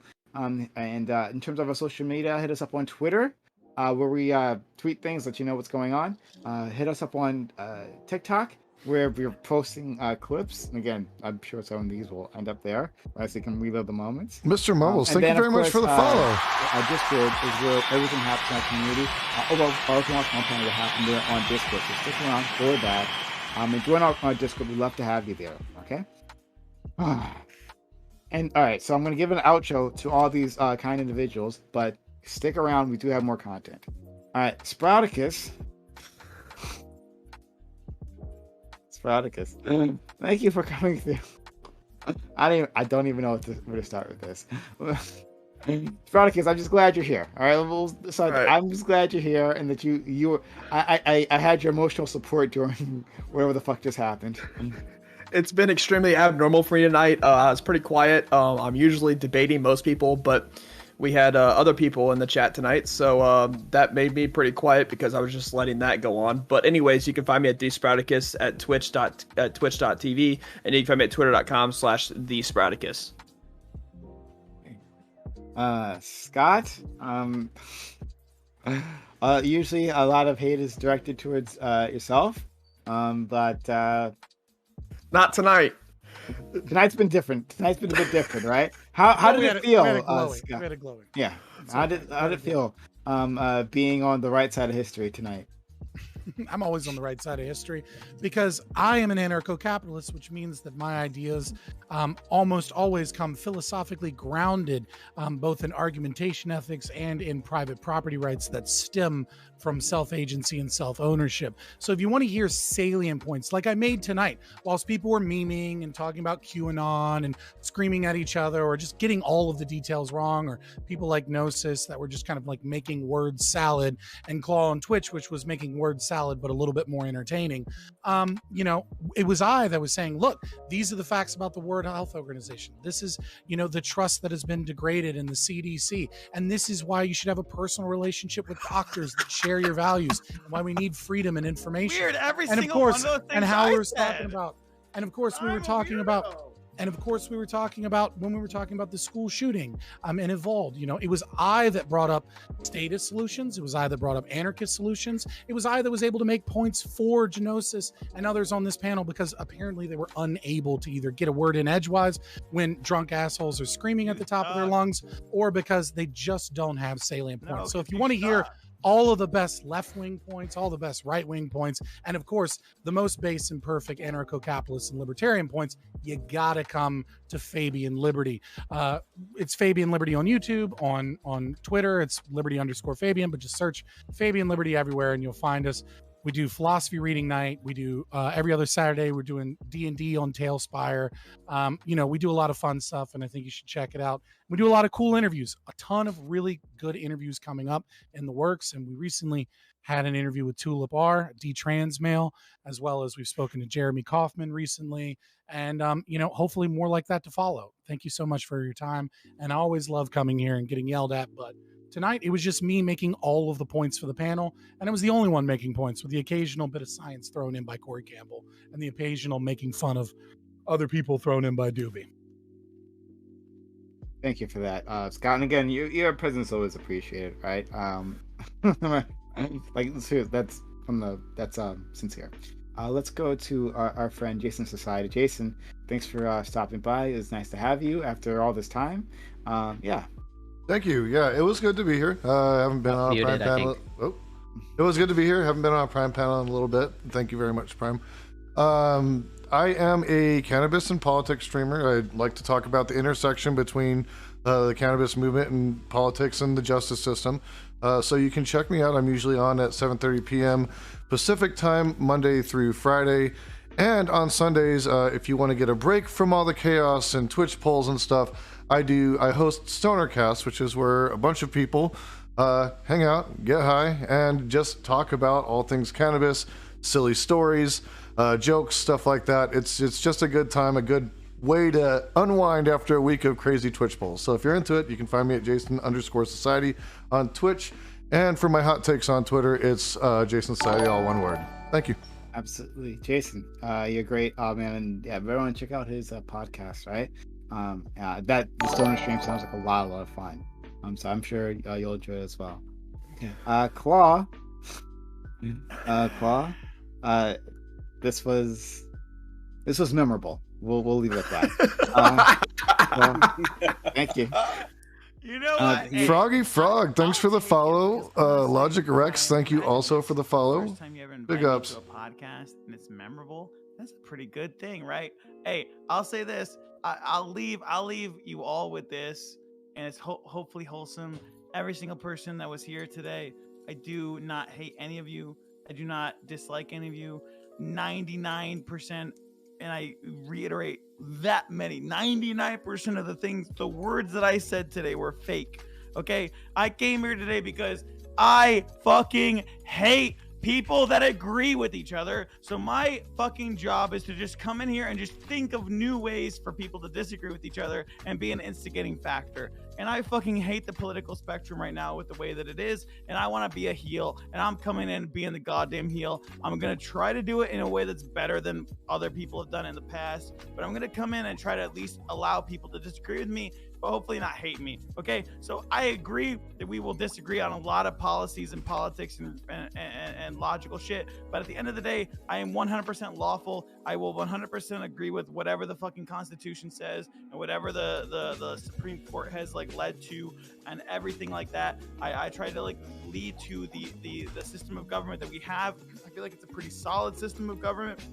There's a lot of things that can be fixed with it. However, nothing gets fixed overnight, instantaneously, without causing a lot of fucked up shit. And so I feel like there's a lot more smaller solutions that we can lead to over time and then weave society with, rather than these fucking cold lockdown type society changes. And that's the only thing I want to prevent, and that's why I'm here trying to do this. And also I think my super hot girlfriend has something. Yeah, to the lizard, the Doobie, my girlfriend wants to say something to you, Doobie. Chloe has a girlfriend. Say something really quick. I will not be blackmailed by some intellectual, privileged, effete, soft penis debutante. You want to start a street fight with me, bring it on. But you're gonna be surprised by how ugly it gets. You don't even know my real name. I'm the fucking Lizard King! You little bitch. Is she reading You're gonna this? grab you by the clit and twist it. I am the Lizard I think your girlfriend King. wants to My fuck name me. is Cole on Twitch, and you can I thought your girlfriend just said she was a Lizard King. No, I am the That was Lizard super King. passionate. We are the Lizard King because guess what? We're all a hive mind. At the end of the day, we are all mushrooms. We better worship Moloch. Stay true to it. Look, rest in peace. Trust the science. The hot crazy matrix is real. Trust the science. Confirmed. Confirmed right now. Confirmed. All right, moving on. What the fuck was that nonsense? Why did you? I just want to say it real quick. She confirmed that he is a glowy, and he has two sets of eyelids as well, because she is the Lizard King, and she's the king of that relationship, obviously. You would assume so. But Clear, also, I'm a fur I do off, want to say so- I know that you're doing a thing also, but I have to go. But I love you guys. You guys are all amazing. Okay, I bye. love you. Bye. Yep, No. see ya, bye. Okay, nonsense. What was that? Anyway, look, give yourself an outro. Yeah. And hopefully much shorter than that, because we gotta get the fuck out of here. Yeah, so my name's Gnosis on Twitch. It's spelled GN0SYS. On Twitter, it's GNOSYS. I mainly pay attention only to Canadian and South Asian politics. Historically, that's usually what I prefer looking at. I also actually do... I feel like I take good notes on what I research. Hey, Smash, how you I doing? am Good to still see you. learning. Of course, I'm taking intro to economics, intro to politics.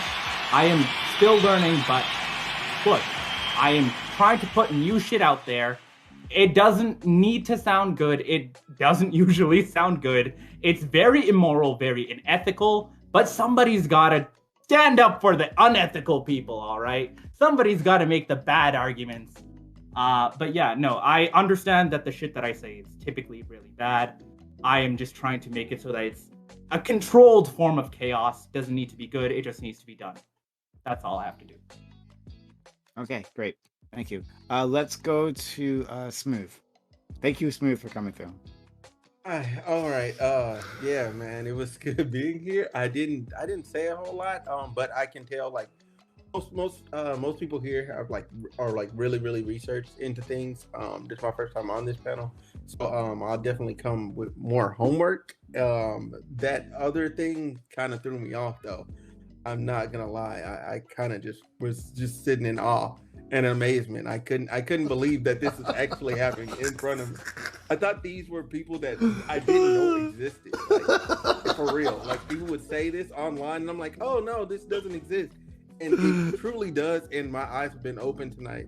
And now I will be I'll be aware and be looking out for that going forward. So I do a podcast called Home Room with Smooth. I'm also on Twitch as Home Room with Smooth, YouTube as well. You can check me out on any platform you want to. And yeah. See y'all later.